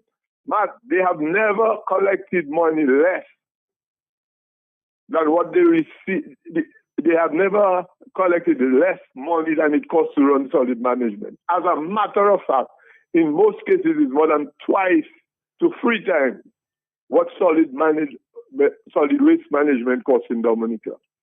And they're failing to do that. And the people must hold them accountable, Matt. And that is the problem I have with our accounting officers. In most countries, if you charge a tax for solid waste, you would have a management of that fund where there's a surplus in excess of what you're collecting and recycling. Then you go to Parliament and ask them to use it for a project. But Matt, they have no respect for the people. They tell the people they want money for electoral reform. Matt, they don't want to do electoral reform. They want to do electoral I stay in office. You understand me? It's called I stay in office. This is the kind of thing that is going on. You say I stay in office, electoral I stay in office? Is that what it is? That is the kind of reform I hear you talking about, Matt. But I will talk to you about electoral reform at the right time, because I'm doing some research and I find that what they're doing there is very unconstitutional. I'm not a lawyer, but Matt, we have a problem. But our problem with solid waste is not to say the workers. Matt, they come outside my home, they collect my garbage, they put my bins back there and all kind of things. I don't have a problem with them.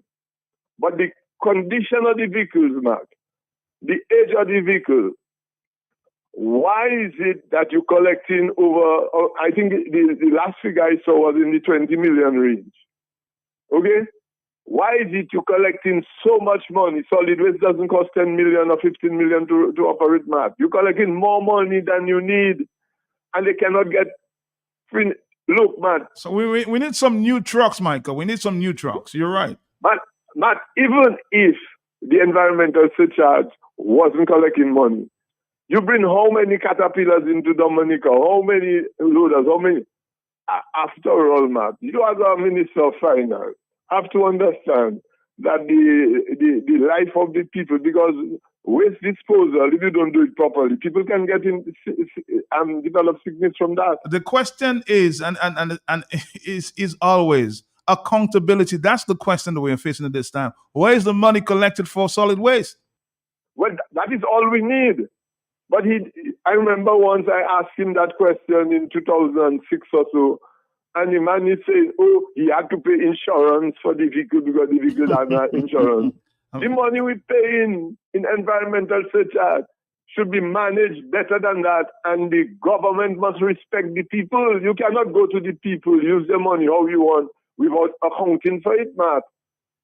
When you raise a tax, Matt, to do a service, and you take the money and give a contractor to do some insignificant job or to buy some nonsense that you do need, the hospital needs stuff you're not getting. But that tells you the level of care that the government have for the welfare of the people and the respect for the people. Not if you don't go to Parliament to ask them, we collect $30 million, it's only costing $10 million to operate the thing.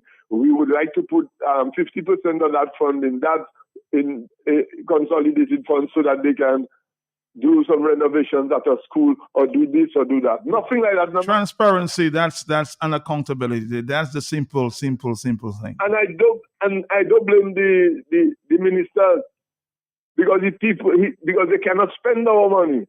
It's the officers responsible for managing our money that we call what they call the accounting officers. The PS. They have dropped the ball. They have dropped the ball. So at the end of the day, it's making the government look bad no matter what. Caller, thank you very much. Let's move on there. You made a very significant point about collection there and transparency. What is the VAT collected there for solid waste? What is being done with that money? Hello, talk to me. Yes, good morning. Yes. Good morning, Matt. Good morning to you, sir. Yeah, Matt, you're right on the money there. It's about accountability and transparency because we don't know. And I mean, look at the example of the Minister of Security. When asked how much did they spend on lawyers to prosecute opposition members, he refused to answer. He blatantly refused to answer. Now, that's another topic, but going back to solid waste, and it's not just solid waste. It's the WASCO. It's all these entities, Matt. None of them are running the way they should. And you say that the PSs have dropped the ball, or Michael said. Yes, they've dropped the ball. Why? Because the political interference, Matt. Political interference. These people cannot operate without politicians interfering with their job. So they get frustrated. That is my belief. They're interfering with the administration of these entities, doing what they want with the money, diverting it, doing whatever, and not accounting to the public, Matt. And Matt, here's another point that I want to make. These garbage men work very hard, and they work fast. Somebody made that point. They have to. But Matt, they don't have proper equipment. They have to pick up everything with their hands, not even a shovel, Matt. Sometimes I lend them my shovel. And of course, I've been managing the garbage outside my place so that it makes it easier for the garbage men. Mm-hmm. And I know they appreciate it. They don't have to come and get a big pile. Everything is packed properly, so they just deal with it. Matt, they don't even have proper equipment to protect themselves from health issues. A little face shield. When that thing squeezes that thing, shit goes flying all over the place, Matt. It is well known. These garbage men have been exposed. At least give them proper equipment, to clothe them properly, to protect them, Matt, for God's sake. Thank you. I think garbage collection was privatized some time ago, and there was no issue with garbage collection. but they refused to pay the contractors and bought their own trucks. And now they are unable to get the job done. Yes, a few trucks. They privatized and they were getting a lot of problems collecting their monies there from solid waste. So something has to be done. Hello, talk to me on the telephone. Yeah, Matt, good morning. How are you doing, my brother? my brother, how you doing? Long time.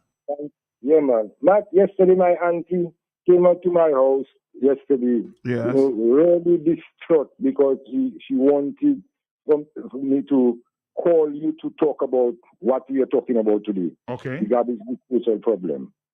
And that is becoming a serious concern, not only to us in Malaga, but to Dominica nationwide. And something Michael said that probably we need to emphasize is the result. What is that leading to? We seem not to be considering the consequences. We do not just want rubbish to be picked up, because there are consequences when the rubbish is not picked up. It leads to disease and pestilence. And we will, if we do not deal with that, then we will have to suffer the repercussions. But to the whole question of collection, the government goes to Parliament and they pass a bill. They say they call it environmental levy. Mm-hmm. Okay? But what we are seeing there now is that there is no system in place to transfer that money from the consolidated fund, the money collected for that purpose, yes, to transfer that from the consolidated fund to the Dominica Solid Waste Management Corporation account. So transparency again, Brian. Transparency, yes. You understand? So clearly that is something that is not in place. So what we have is a legislation basically without teeth and no regulation to give it power. You understand? We talk about the accounting officers, Matt. All of the accounting officers have long dropped the ball because if the accounting officers bind together, Matt, we can get things done how they're supposed to be done.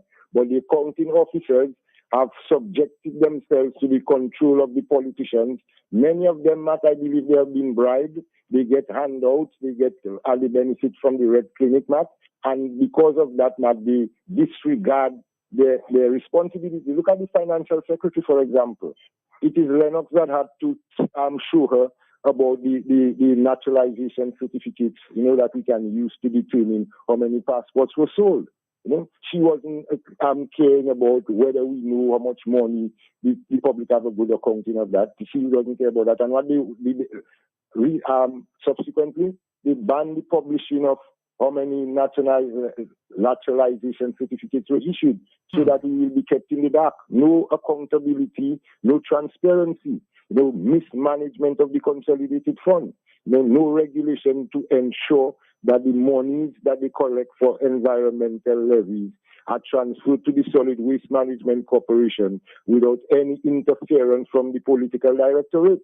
We hear Mr. Skerry coming on the air and say, I have to take money from there and money from there and from money from everywhere to build international airport. Next thing we see him flashing $840 Euro shirt and $3,000 US shoes, designer shoes. And we have problems in collecting rubbish in the thing. I want to suggest to the Solid Waste Management Corporation that they invest, they work with some of the village councils around the country, especially the larger village councils, so that we could think of having a truck based in Marigot and Wesley area, Woodford Hill, okay, and then involving themselves with the village council so that the village council can assist in managing that resource there. Because if we have a truck, the village council, for example, of Marigot has a truck, a rubbish truck to manage that. The residents are willing to spare a contribution, a small contribution to make sure that their rubbish is collected regular and on time, and even a contribution that would enable us also to assist in the maintenance of the vehicle. You understand? So I think those are the things that the solid waste management needs to. I don't know what happened to your phone, Brian, but you want to try calling back, okay? What Mr. Asifan is saying, government needs auditing and make it public so people know where that money is spent. But there's no accountability, no transparency. Something has to be done about the collection of these monies there, for the use of the Dominica Solid Waste Management, okay?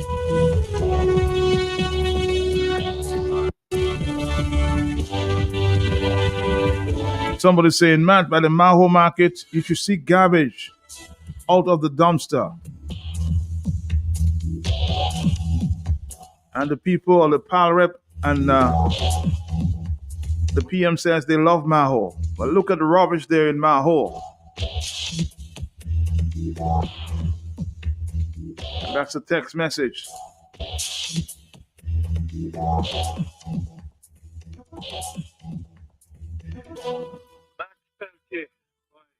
Yourself and your listeners, good evening, good afternoon to you all, good morning to you all. Matt, garbage collection, is it not one of the most important, if not the most important activity that the government has responsibility for, other than providing electricity and water and a working economy where people can thrive? Garbage collection has to be one of the very top priorities for government. So when this gentleman is calling in to minimize the importance of a statement by the body that is responsible for garbage collection, where it is telling people without any advance warning, without any advance warning, it's telling people across the island, in every community, every single community in Dominica, that they are unable for an indefinite period to collect their garbage, and that they must take responsibility for managing their own garbage until such time that the situation is resolved. How can you call in to minimize that, my brother? That is one of the most serious announcements you could ever get from a government or a government entity responsible for garbage collection, brother. That is a health hazard, a health issue, a health problem. How do you minimize that statement? They have to come clean and tell people what exactly is the problem. Explain what is the problem. Why is it that you can't do it? And why is it that you have a prime minister living in a house, in a mansion, at a cost to the taxpayer of allegedly over $64,000 a month, and all sorts of money in all other areas, and you cannot take care of garbage collection? What is the issue with garbage collection? Why is that the situation, and how are you going to deal with it as a government? Because that is a major health crisis facing the country right now.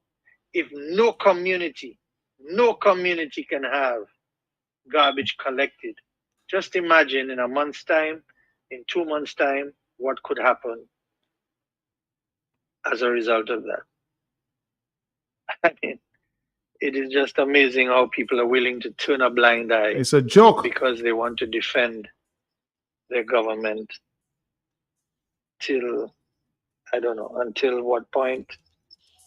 Hard to understand. Very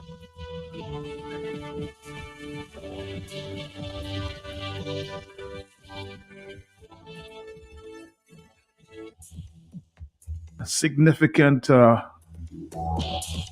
contribution there from this scholar there from the UK. You are unable to collect rubbish all around Dominica, and you're not thinking of the implications of that. Dominica 4493095, and you call and try to defend government on this one. Hello, talk to me. Something is wrong. Something is wrong. Hello, yes. Good morning. That last caller really amplified the point. I mean, that statement that they put out there, I didn't believe it was true. I thought it was fake. I did send it to you, and I asked Matt, "Is this real?" I couldn't believe it. To make a statement like that, and I am sure this morning Roosevelt Skerritt is not happy about that statement they put out. Maybe he would have preferred they didn't put it out at all and just leave us completely in the dark. And they would accuse us of basically washing our dirty linens out there in the public. Well, that's the whole story. And you're giving the country a bad name. As far as Roosevelt Skerritt is concerned, you are giving the country a bad name by publishing that. And when we talk about it on Q95, we are giving the country a bad name. And you can see these laborites are towing that same stupid line.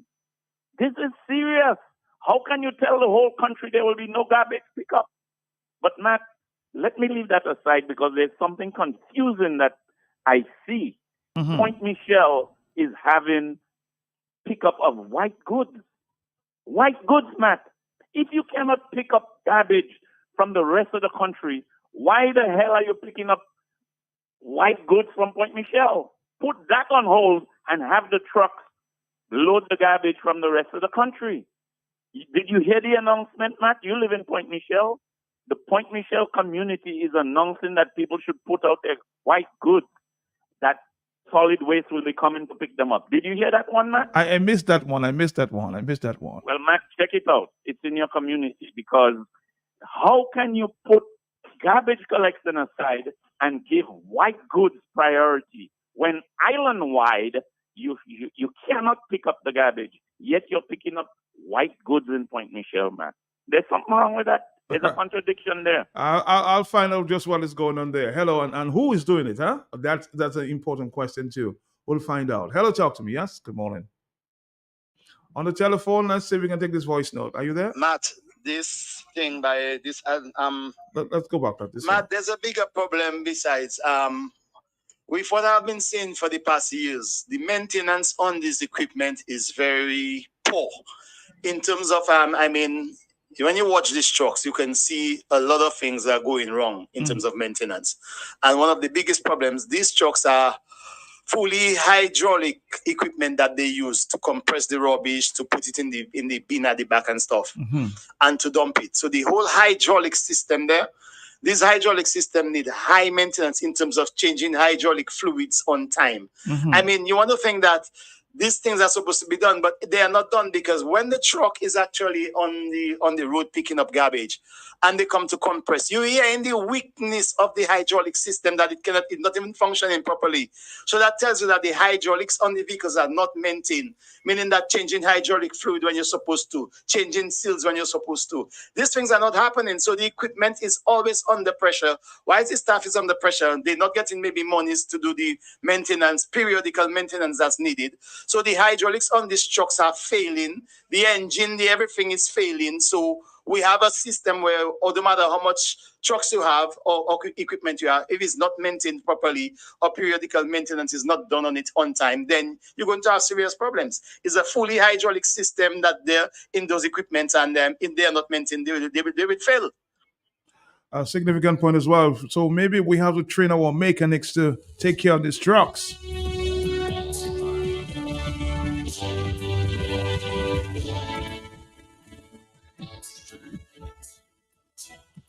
All right. Is it a sign of what's going on with the economy? I'm hoping that government makes a statement. Isn't that amazing that the color would come and try to defend such a thing? You know, garbage disposal is so important for any society, right? So the fact that Dominica cannot provide good garbage disposal, and the guy said they only have 2 trucks, where in Barbados they had 15, you got issues, right? And you don't have health care. Think about this. You don't have health care. You leave the garbage around. You're going to have rats. You're going to have mosquitoes. You're going to have leptospirosis. You're going to have Hunter disease and all these other things that you cannot deal with on the island. It becomes a vicious cycle. And these are the things that you need to think about. Dominica is a failed state. Dominica is a failed state, and it seems that Dominica is bankrupt. So what they're doing, they're trying to squeeze every penny out of the Dominican people through the VAT, right? Look at the young girl that complained about how much she's paying on duty and things like that. So that's what has happened. They've squandered the money outside of Dominica, and now they're trying to squeeze the little bit of money that the Dominican people have. It's rather pathetic that Dominicans have allowed this to happen, and yet they continue to sit their butts down and do nothing about it.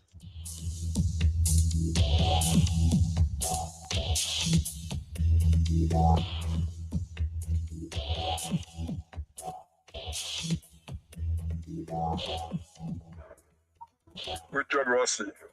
Exactly. Blessing will say that because the same problem occurs for a lot of stuff. So that's why he's saying those things. They say, give him a break, Mark. Let him say his statement. Hey, Matt. Morning again. Play a chubby for me now. Punu mute batet look at this and palachi. La chubby let us play for me. Punu mute batet look at this and palachi. Hello on the telephone. Good morning. Good morning. Good morning. It's already 10:03. Yes, good morning. Talk to me. A quick reminder, Matt. Mm-hmm. Roosevelt Skerritt complained that the switches in the Prime Minister's residence at the time were not working all the time. And that was his justification. Now, he complained, Matt. We're complaining about taking out the garbage. But remember, Roosevelt Skerritt also complained about the residence that the Prime Minister was in. And he went on to build himself a mansion. Yes, a multi-million-dollar mansion.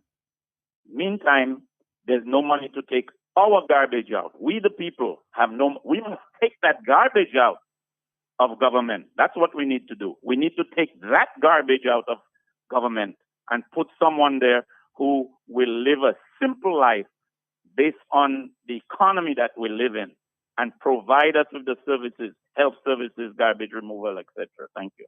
Thank you. Thank you as well. Thank you. Thank you. Thank you.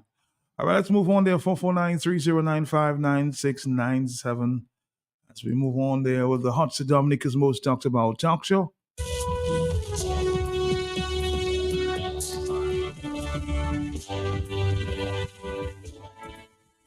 Nurse Dirampol is saying, I paid for the whole year and we are in the hurricane season.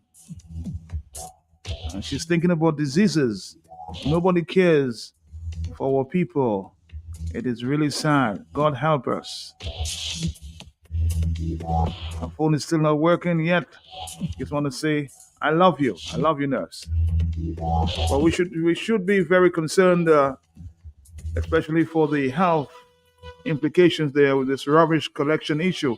Hello, the telephone. Yes, good morning.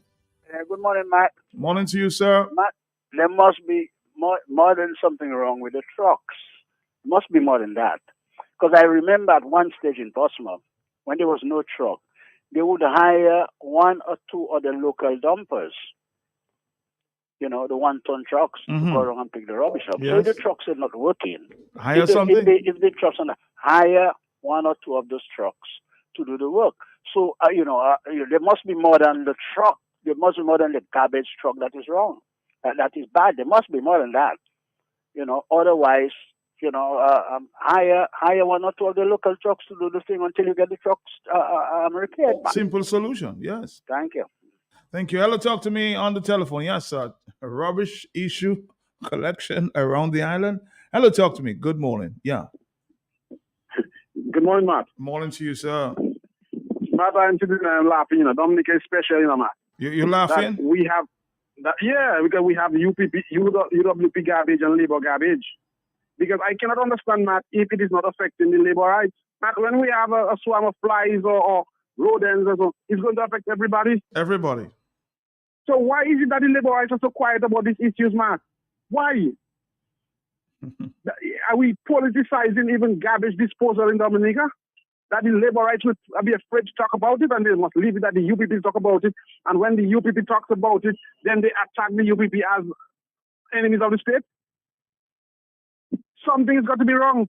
And the solution to all of this, Matt, those who create the problem cannot be the fixers of the problem. The solution is as, what's his name? This guy who's calling regularly again. Blessing said, Matt, we need a revolution in Dominica because we're not going to get anything that we desire from Skerritt. And unless we take what we need, we're not going to get it. And revolution is what we need right now. All right. Hello, talk to me on the telephone. Yes, good morning. Are you there? Matt, morning to you. Morning to you. Morning. And to your listeners at home and abroad, I think a very interesting program this morning on the question of garbage. You have always have a very good hot seat and talk on the block. And I think that a lot of people look forward to those programs every day. But this morning, talking about garbage is a very important thing because I remember as a boy growing up, before the arrangement and the putting together of the garbage disposal act in Parliament and to make it instituted of an organized thing in the country.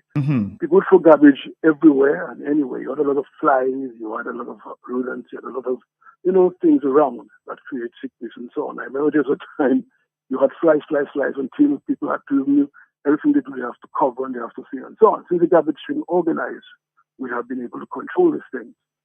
And it's a while now, the garbage disposal system has not been properly managed and organized. And the funding has been lacking trying to do the operation. I think Michael was perfect when he made the point about the environmental levy, just specific for that purpose. And garbage, this thing has been organized for a while now. And I have not heard anybody going away to study, to repair the trucks, and to get some knowledge, and moving make the point about the hydraulic system, all of these, and so forth. I remember before there was a government garage, it look after government vehicles. I don't know if that garage still exists, I just not hear about that, and so on. And I said on the Freedom Party radio program last Wednesday, this government development priority is really not around. Because you can't tell me you can't manage your simple garbage disposal program when you have a system in place to collect money for it. You cannot provide medication for your hospital. A number of persons who government owes go to Treasury.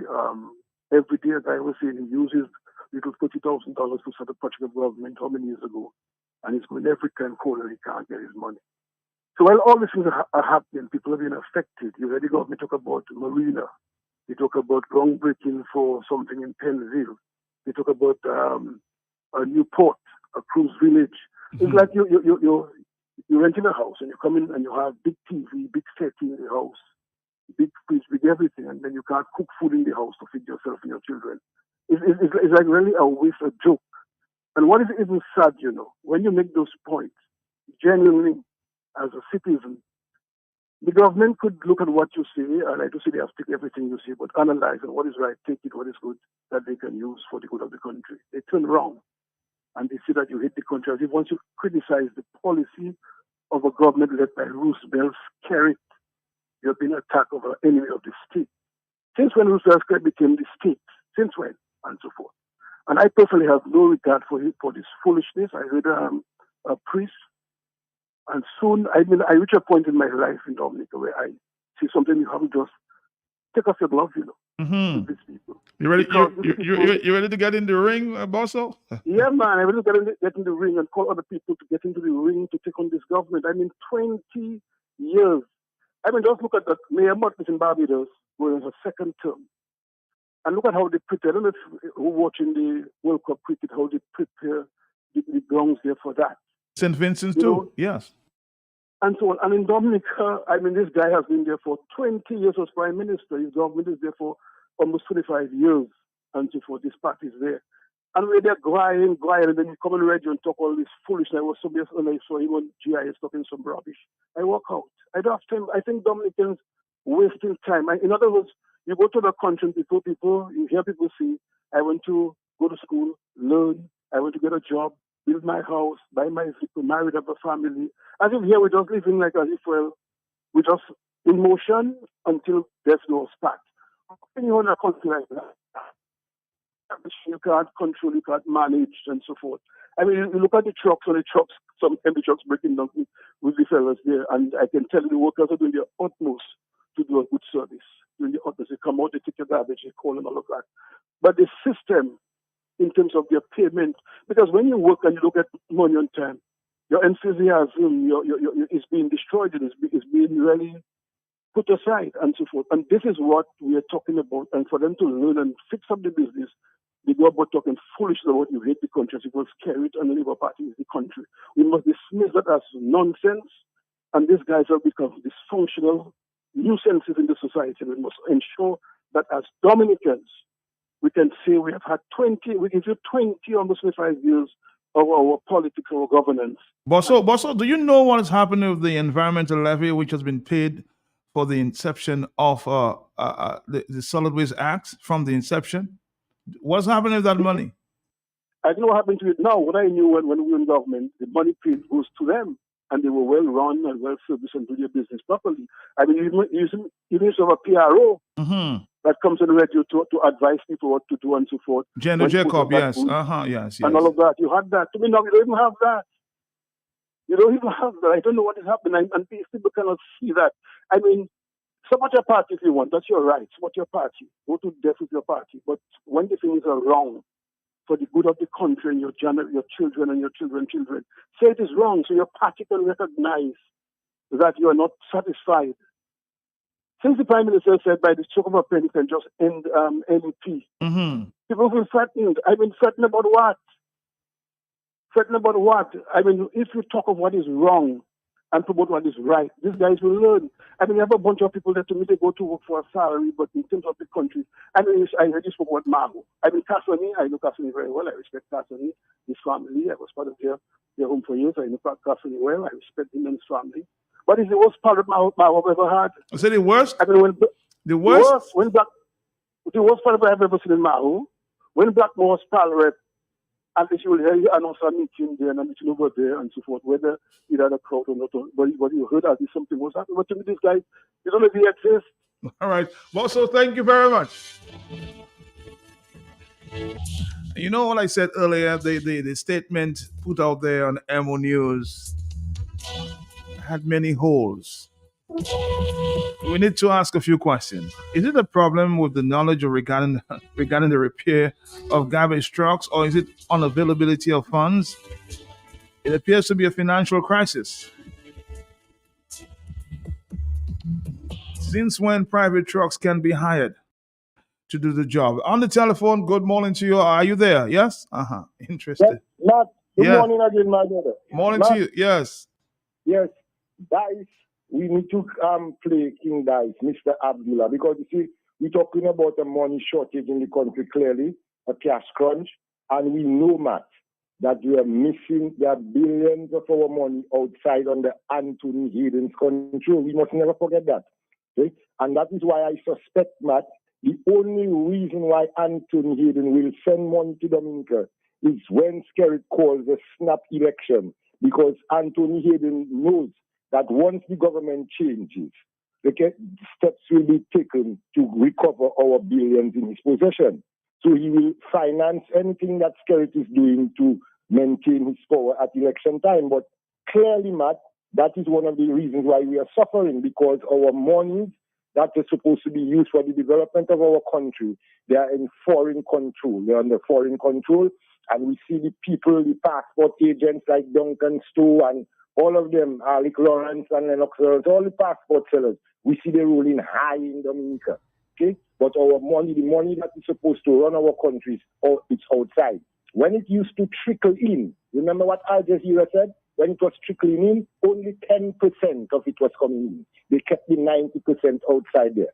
And then even in the 10% that came in, they were still stealing from it, shoplifting it, like the far rep from Bush, shoplifting, thieving from the little 10% that's coming in there, Matt. So that is why we have to continue this fight to ensure that we get rid of the garbage in office right now, because we definitely have a solid waste management problem at the governance level. The whole governance need to dispose of them, Matt. And that is why when you see what is happening in the country, Matt, it tells you about the leader of the country, the leadership of the country. You can conclude that this Labour Party government and the individuals, the Prime Minister, and they are nasty set of people. For that not to be of concern to them, the rubbish, the garbage, the stench that is happening around the country, for it to be of no concern to them, because not know that this is happening in Matt. We have been seeing signs of that years ago. You know, some people who went into solid waste management business, the government cooled their business because the government wasn't paying them on time. Okay? So it's not now we've seen that it is a nasty government that is there. They don't have anything desire for cleanliness and godliness, Matt. So that is why we see Mr. Skerrit is behaving in such a way. They're just revealing their true salop character, Matt. From the Trinidad location, 7 miles off the coast. Is it sinking? Is that ship sinking?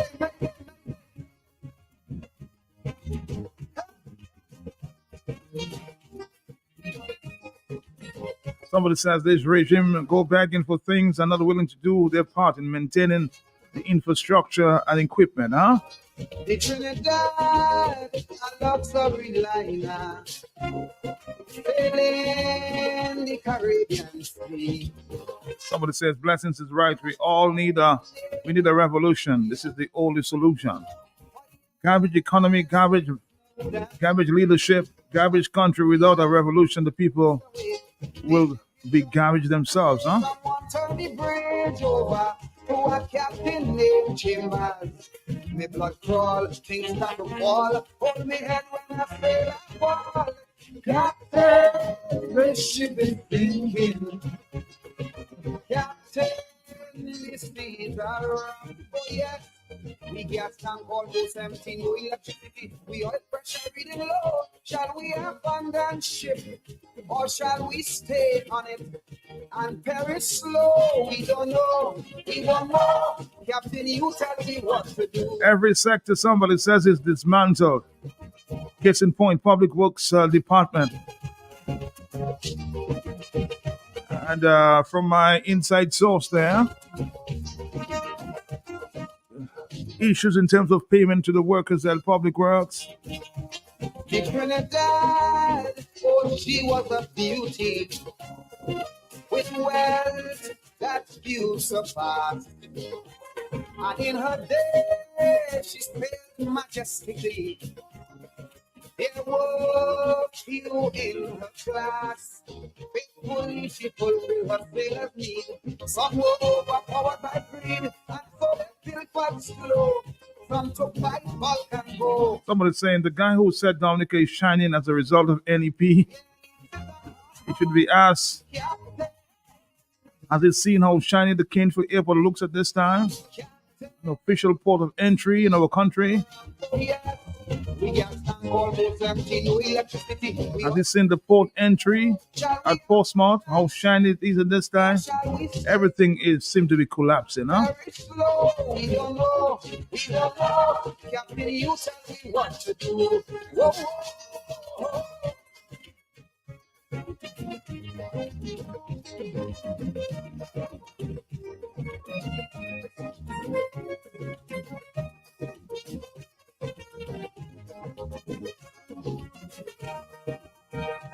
The Trinidad, in her day of failing, she was a friend to one and all.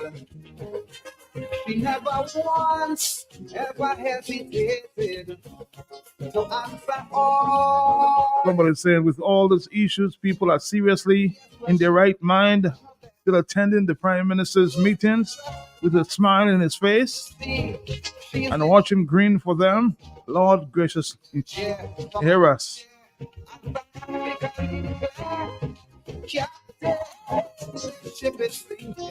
1023, hello, talk to me, yeah? Matt, good morning. Morning to you, my brother. How I you? heard guys say that the country is shining because of NEP. NEP, yes, he said that. I would like to ask him, if the country is shining because of NEP, when last the NEP pocket was shining?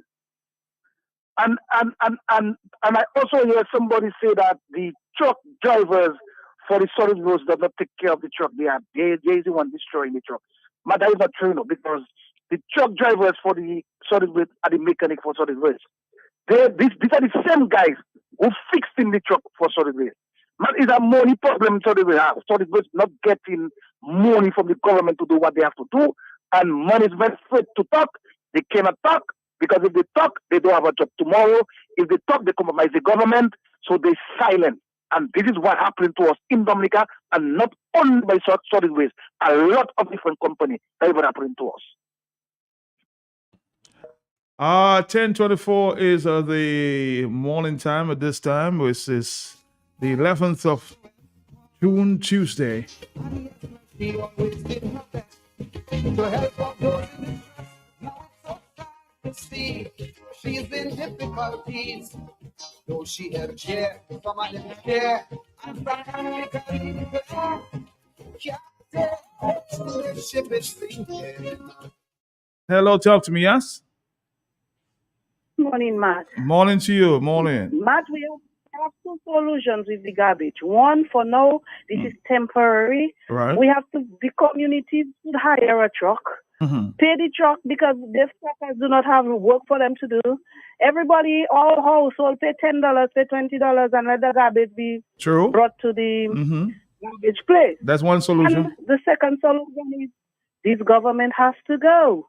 This government has to go. Dominicans, wake up. Have a blessed day, man.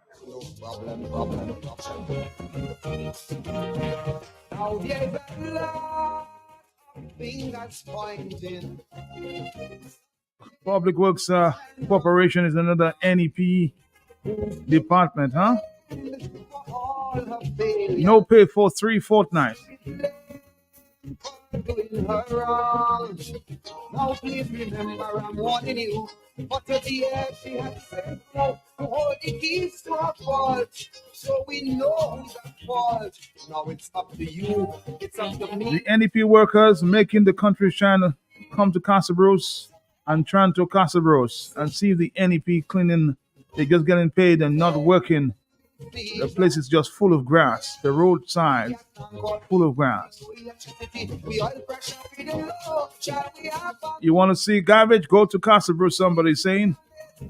1026, hello, talk to me, huh?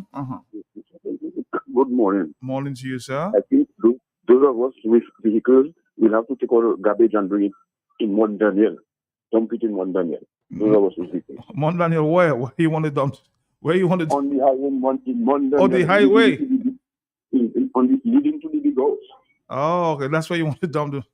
That just take it to the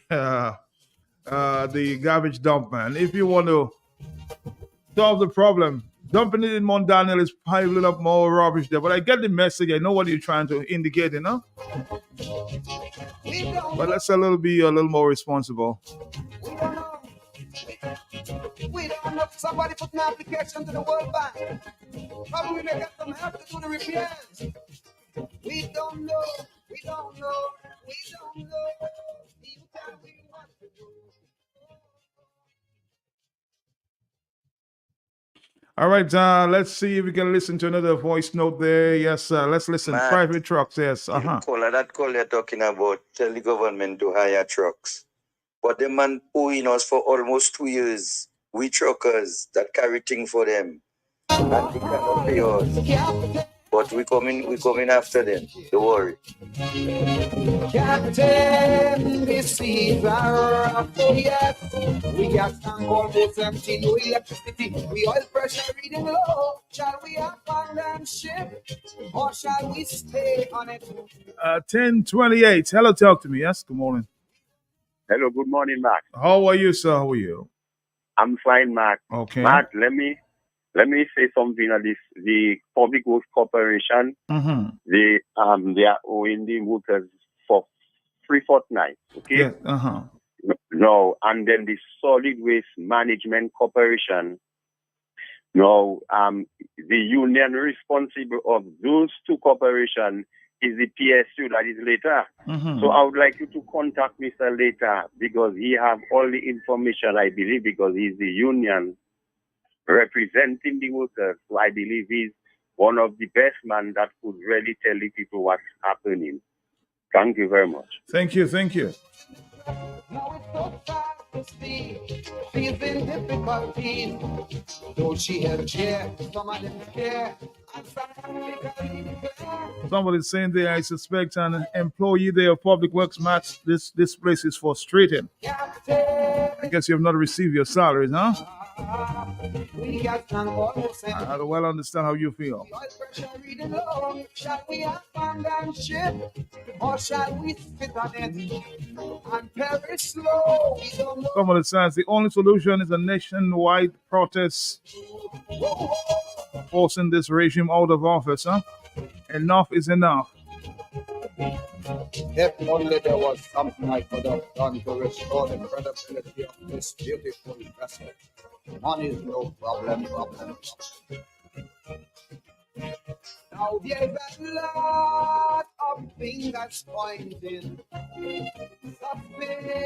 suspicion running strong. Who's to be blamed for all her failures? Used to be blamed for doing her wrong. Now please remember I'm warning you. But to the end, she had said no to hold the keys to her fault. So we know who's at fault. Now it's up to you. It's up to me to make her worthy to go back to sea. Captain, the ship is sinking. Captain, the seas are rough. Oh yes, we got some corpus empty, no electricity. We all pressure pretty low. Shall we hop on that ship? Or shall we? Call, are you there? Sorry about that. We don't know. We don't know. Captain, you tell me what to do. We don't know. Hello, talk to me on the telephone. This is the hot seat. Are you there? Yes. That they had a couple weeks ago, Matt. What's that? The Do Nothing campaign. Uh-huh. Matt, you see, that was foretelling what is going to happen to our country. Department by department, sector by sector, Matt. They're going to, by themselves, reach the position where they can do nothing because there's no money to operate, no money to pay salaries and so on. So the whole country, just now, NP will be doing nothing. You heard the caller call you and tell you that. You hear, you see what's happening to solid waste. They will be doing nothing, Matt, because of this cash trap, because of the fact that our money is in foreign hands, Matt. And that is why the young lady who suggested that we dispose first of the government that so that we can deal with this garbage crisis, Matt. That is where Dominicans' head must be right now, Matt, to take care of the real garbage problem that we have, that once we take care of that garbage problem, all other related garbage problems will just disappear, Matt. We need to be serious about that. We are talking about endangering our lives unnecessarily. When a government cannot throw away its rubbish, Matt, the rubbish you cannot throw away, Matt. That is disgraceful, and the people of Dominica cannot just continue to sit there day after day and just take that. That is affecting our lives, our livelihood. Health care is a problem, Matt. When we get sick, can the hospital help us out? You know, we know Skerrit and Dimitri and them have insurance and plane to take them away, but Dominicans do not have that. We have to try to practice preventative health care, Matt, so that we can protect ourselves from diseases and pestilence. And right now, that garbage problem, that garbage crisis that Skerrit has created in Dominica, Matt, it's more difficult for us to do that. That is how it is, Matt. So people need to get up, Matt, and people need to speak about that, Matt. Finally, Matt, they talk about the accounting officers. You heard, and somebody mentioned Mr. Later. You must find out from Mr. Later, Matt, how many of those accounting officers, Matt, are appointed. Because you see, people talking about jobs being threatened, because once you are appointed, Matt, it is very difficult, almost impossible to just fire you just like that, you know. Okay? You can ask any senior public servant. It's very difficult to fire an appointed public servant. So those appointed accounting officers, Matt, they need to get off their butts and they need to start to do the right thing and expose all of the corruption and the inadequacies that is happening. And probably that will help to encourage people to act and to do what we have to do, Matt, instead of we just continuing taking things at our risk. Right now it's a health risk. We have financial risk. You can not in Point Michelle, one of your NEP workers was beating down the credit union donor for the money. I think so. But I think she got paid after that, from my information. She was a beauty. I think what happened, she went to the credit union and the monies were not transferred just yet, and she was very frustrated.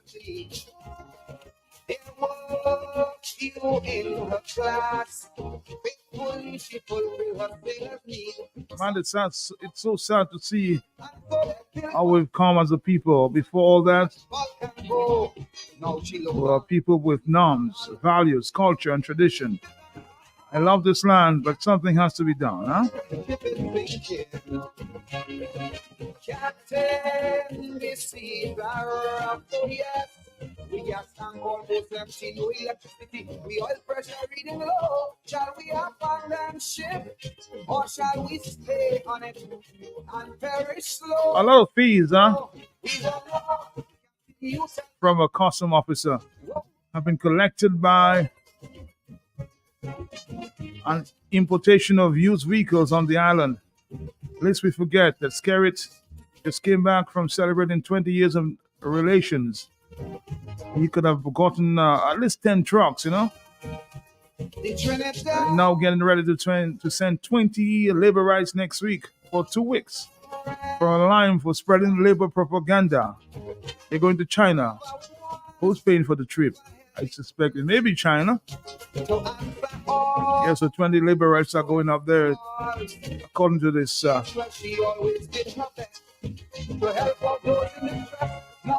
message there in the WhatsApp. They're going to China. Who's paying for the trip? I'm only assuming maybe the Chinese government, huh? But with this relationship, our good relationship with China, can we ask for 10 trucks at this time?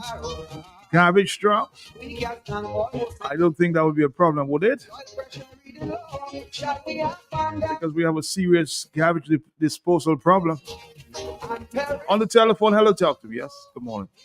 Yeah, greetings and grand rising, Dominica. Yes, my brother. The song saying, "Captain, your ship is sinking." As this the artist is warning, whatever island the song from. But Dominica, the ship has been sunk, man. The people right now just trying to stay afloat. Those that drown.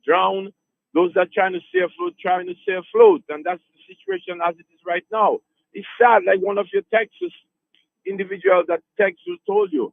People should take a nationwide protest, and they don't have to come in the town. People could do their thing in their own community. Do it strategically, man. Do your stuff in the community. Those that want to come on roads, come. Everyone is feeling the struggle right now. I don't know what it is that the people are scared of.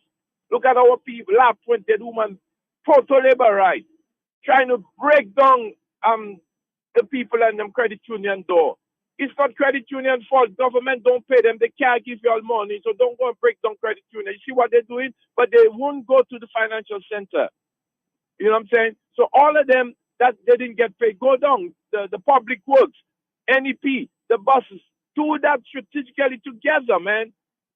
Tout monde a the struggle, and they're all feeling the struggle, and they refuse to go to the streets and protest. But they're struggling in the same time. Bro, I don't know what Dominica's going to do. Dominica never was like that before. But all I know, this man was put there to put Dominica in that condition. This is why he said that Douglas and Peters have to get out of the way, and you're supporting, even if it's evil, and you're a church-going individual and supporting evil, even if it's rumored that they were murdered. Rumored. But still supporting that, it's clear to see what is going on. Dominicans, you'll have to wake up, my brother.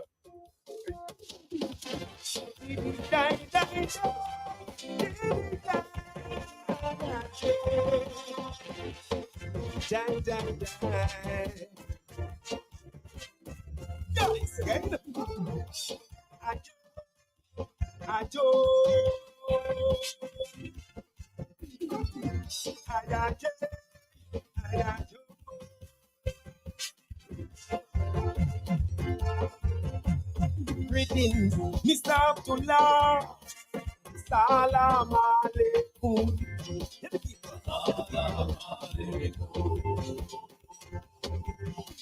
I'm singing to make you aware.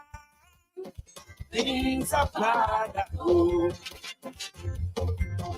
The local treasury down here is empty, and you in charge of our treasury overseas. Over 6 billion and counting, and we the people down here scrunting. Hey, Madeline, taking your foot on dicey, huh? Dominica, all our welcome shore, and our people so far. We facing a crisis here, so I bypassing leader. We suspect you don't like him anymore. Bring money, Mr. Abdullah, bring money. Everybody broke down here, bring money. You're not too free, bring money. From our church, we oversee, bring money. The man never see, come see. Wait only country money, buying election and building mansion. Now we going after credit union. You see, we want to save for people money.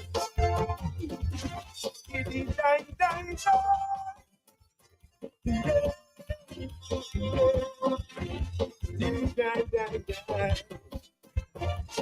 Hello, talk to me on the telephone. Good morning.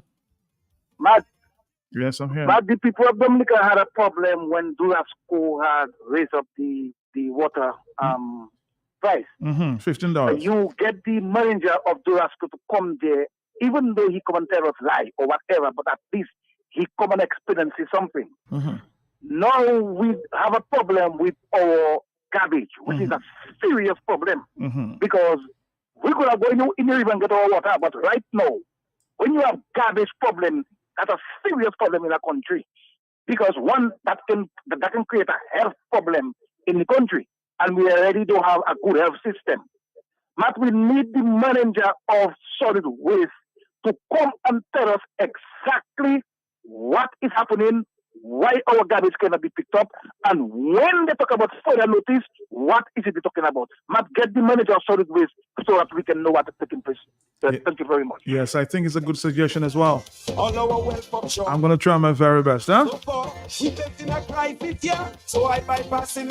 Like I said very earlier, this statement is full of holes. We need a further explanation. Bring money, Mr. Abdullah. Bring money.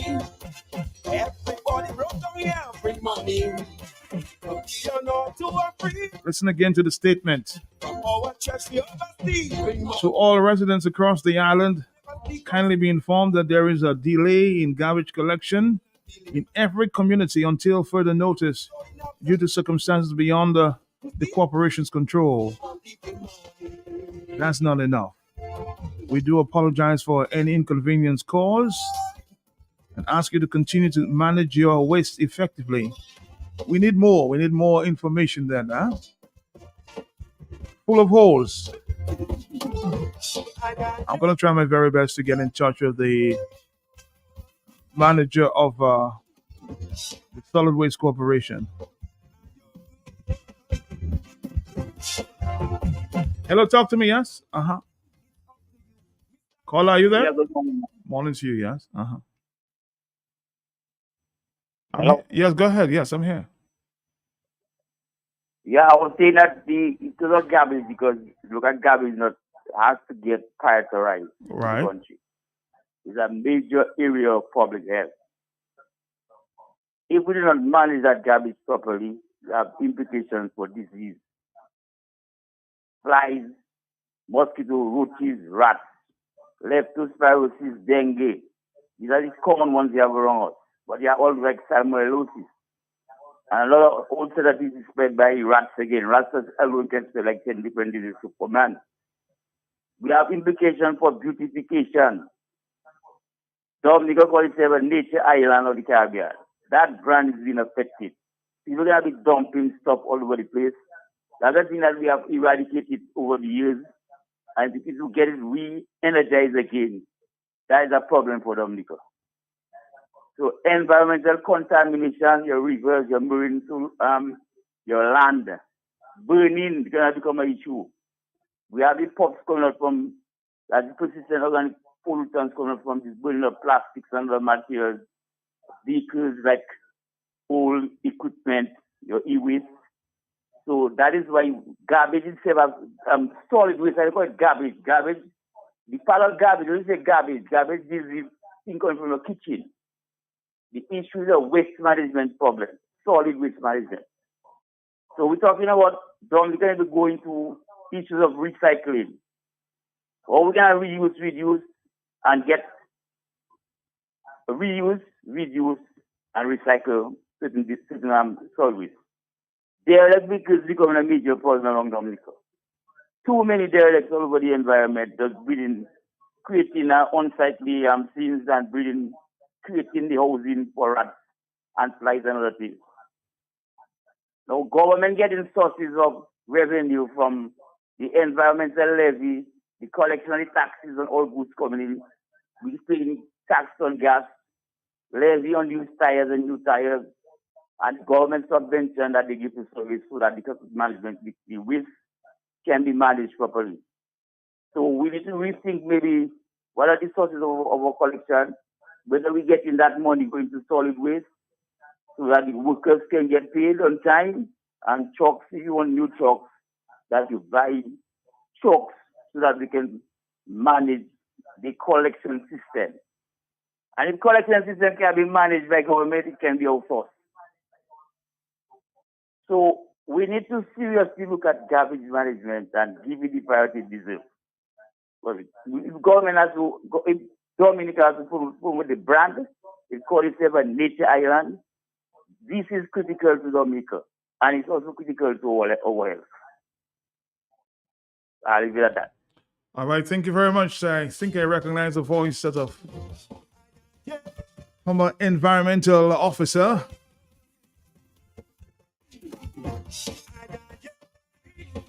You see, he recognizes the problem is serious, and the brand that we're promoting as the Nature Island. 4493095. Bring the money, come Lakuma. Let's go. Money. From our church, we oversee money. The man never see come see with all the country money. Buying election and building mansion. Now we going after credit union. You see, what do we say for people money? It is dying.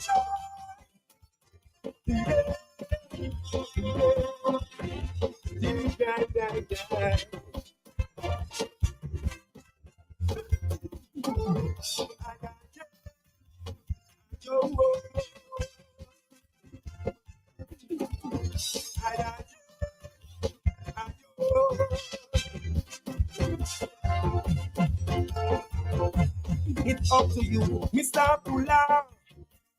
Salam alaikum.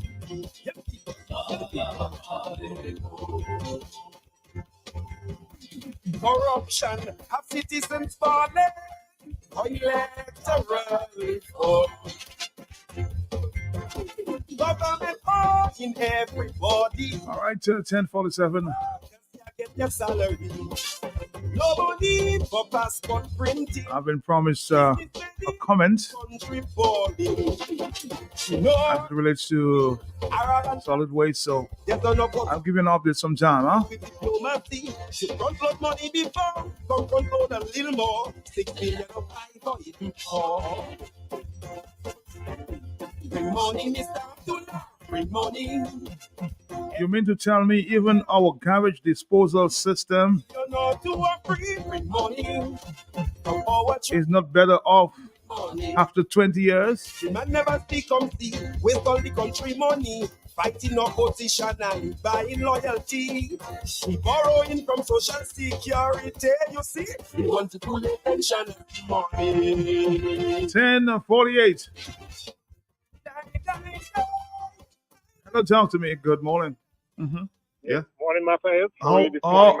How are you, sir? How are you? Oh, I'm great. Just finished eating the power breakfast, man. I'm Matt. That's it. And you never thought you'd share with me, man?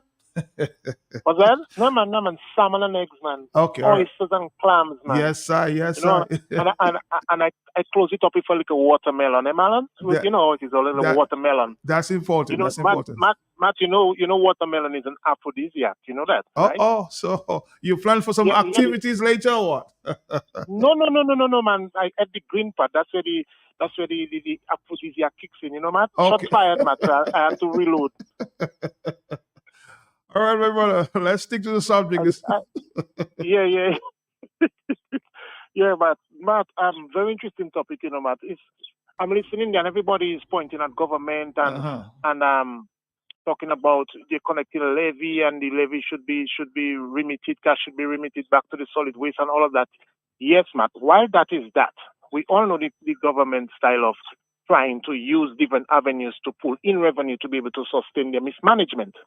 of their finances. That's what they do. They had banks run out of Dominica. The clients moved to National Bank. That makes National Bank more liquid, and it can extend their overdraft because National Bank is more liquid. Everything is a strategy for their gain. They raise Social Security to 65, so people will die off before they get paid. That gives them more leverage to go in to borrow more. It's a pattern. Now, Matt, the problem I've been examining that garbage issue in Dominica. First thing, they need a whole reform to do with garbage collection and solid waste. Garbage is a self-sustainable industry. Government should not be, besides collecting the levy where they just have to remit the tax back to solid waste, government should not directly be interjecting any finances into garbage. Because if you manage garbage properly, you can get revenue from garbage. You're recycling in terms of your metal, recycling, your rubber, recycling, and your plastic recycling. The plastic might be a little more difficult because it's not a disciplined thing around Dominica where you can set up two different trash cans to do the sorting from the domestic point to make it easier for them. That's a whole generational shift to establish that type of discipline in a place like Dominica, right? But Matt, we have to restructure how we deal with the garbage and what we can do with the garbage to get revenue. But Matt, one of the most critical problems, like you're facing now, is the fact that they don't have enough trucks. A basic thing, they don't have enough trucks to be able to service the garbage collection on the island, right? Am I right? Yes, Well, Matt, Matt, I've been noticing that for over a period of time. And I think part of the problem is that they use the wrong equipment for the task. These trucks are automatic transmission trucks. They are very expensive. They are high capacity trucks in terms of how much tons they can compact and carry. Now, given the terrain of Dominica, that might not be the most appropriate equipment to be going up one, down one, uphill, downhill. It will strain the truck.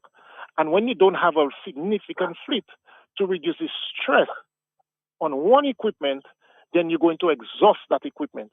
Now, Matt, the whole strategy, in my opinion, is if the price of the tonnage trucks they have there, you can actually get 4 smaller trucks that are manual in transmission, Japanese built. Right, Matt? Now, Matt, what that will do, if you take, let's say, $250,000 to get one truck, you're able to get 4 trucks that are mechanically savvy to service that type of terrain. Now, when you have 4 trucks, what it does, it dispatches the pickup ethics in multiple hamlets around Dominica.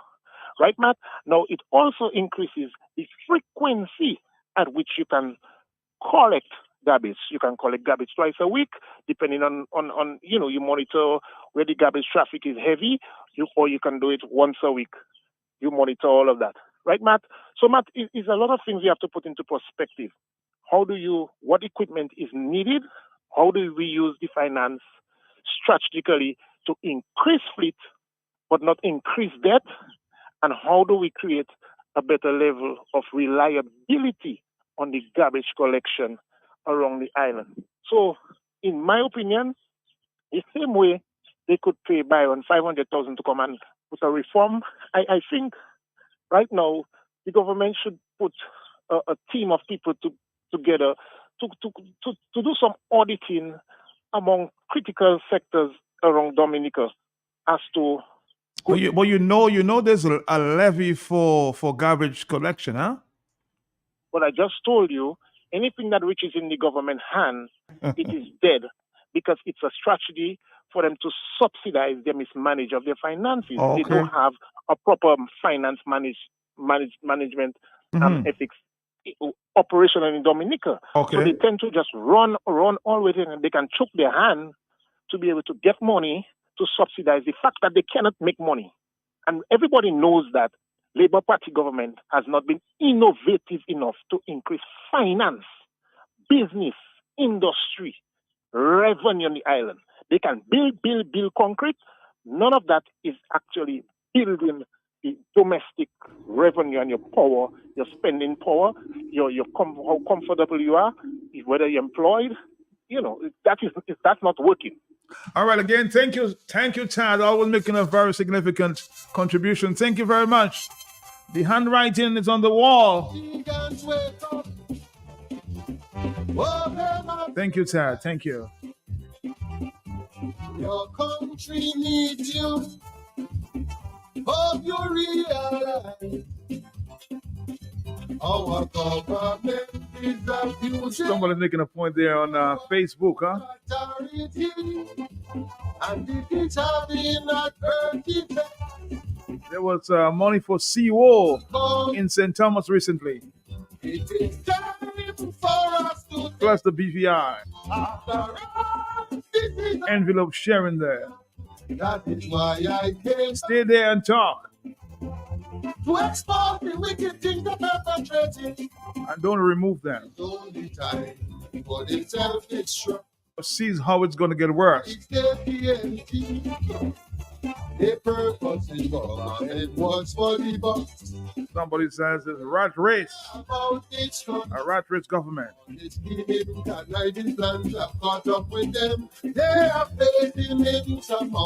Good morning to you, those of you on the Facebook monitoring. Good morning, good morning, good morning. This government must fall. The handwriting is on the wall.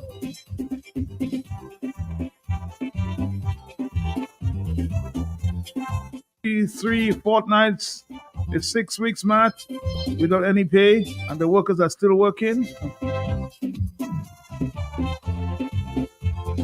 Sport on collar. That's going to breed rodents and other pests, hence disease and other health hazards for the population. This is a blatant disregard and disrespect for the people. Why are Dominicans taking all of these things from the government? Question there from the diaspora. Our government has no respect. Hello, talk to me, yes? Matt. Yes, quickly. Matt, there's a certain amount of recycling that goes on at the solid waste. I mean, quite a bit goes on, and they should be earning revenue. They're shipping steel out, scrap steel out. I know that for sure. So there's some recycling, Matt, and it should be earning them some money besides those taxes that we pay. So we don't know. That's the point, is we're completely in the dark. They want us to pay, but they don't want us to know how much they're making and how much, it costs to run the whole thing. We, the public, are in the dark. So again, accountability, transparency, those are the two things that this administration are devoid of, Matt. Good morning. Hello, talk to me, yes? Morning, Matt. Morning to you, sir. Morning. I can't understand how they say the country have no money and look, the Prime Minister and his wife is building another mansion up in Loda right by my land. The Prime Minister? So why one set of money and the other people don't have? Well, I'll tell you what. I'm not aware of the Prime Minister building any project there in Loda. I was told the former minister and some Russian investor, maybe the ones doing that project there in the Loda area. I'm not sure about any Prime Minister doing anything in Loda. Let me confirm and I'll try to get back to you, okay? To expose the wicked things that perpetrating. It is only time for the self-destruct. Dominic, I'm gone. We're going to take a closer look at the CBI and the story that's developing. A quiet storm around the CBI. They are facing immense amount of problems and just assure us. I'm gone until that time. Dominica, good morning to you. This government must fall. Let's hope we get some responses there from the government official as it relates to garbage disposal. We need to find out just what is going on. The statement as it relates to garbage disposal, full of holes.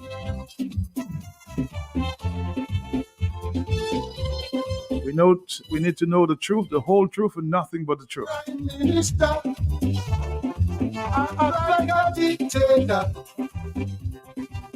Or else we may have rats running around the country. You can't protect in your country. We have more health. We'll have more health problems. Government has no respect for the business community. No dialogue, they hold party laws in the street. Stick around. Send the poor ones who have no money, while their friends live in luxury. I got family and the Prime Minister. And young boys dig down and figure. It is only time for the self-destruct. Freedom power is AT&T. The purpose in government was for the bucks. They don't really care about this country. All this stealing, conniving plans are caught up with them. They are facing insurmountable problems, and just as sure as the sun will rise, this government must fall. The handwriting is on the wall.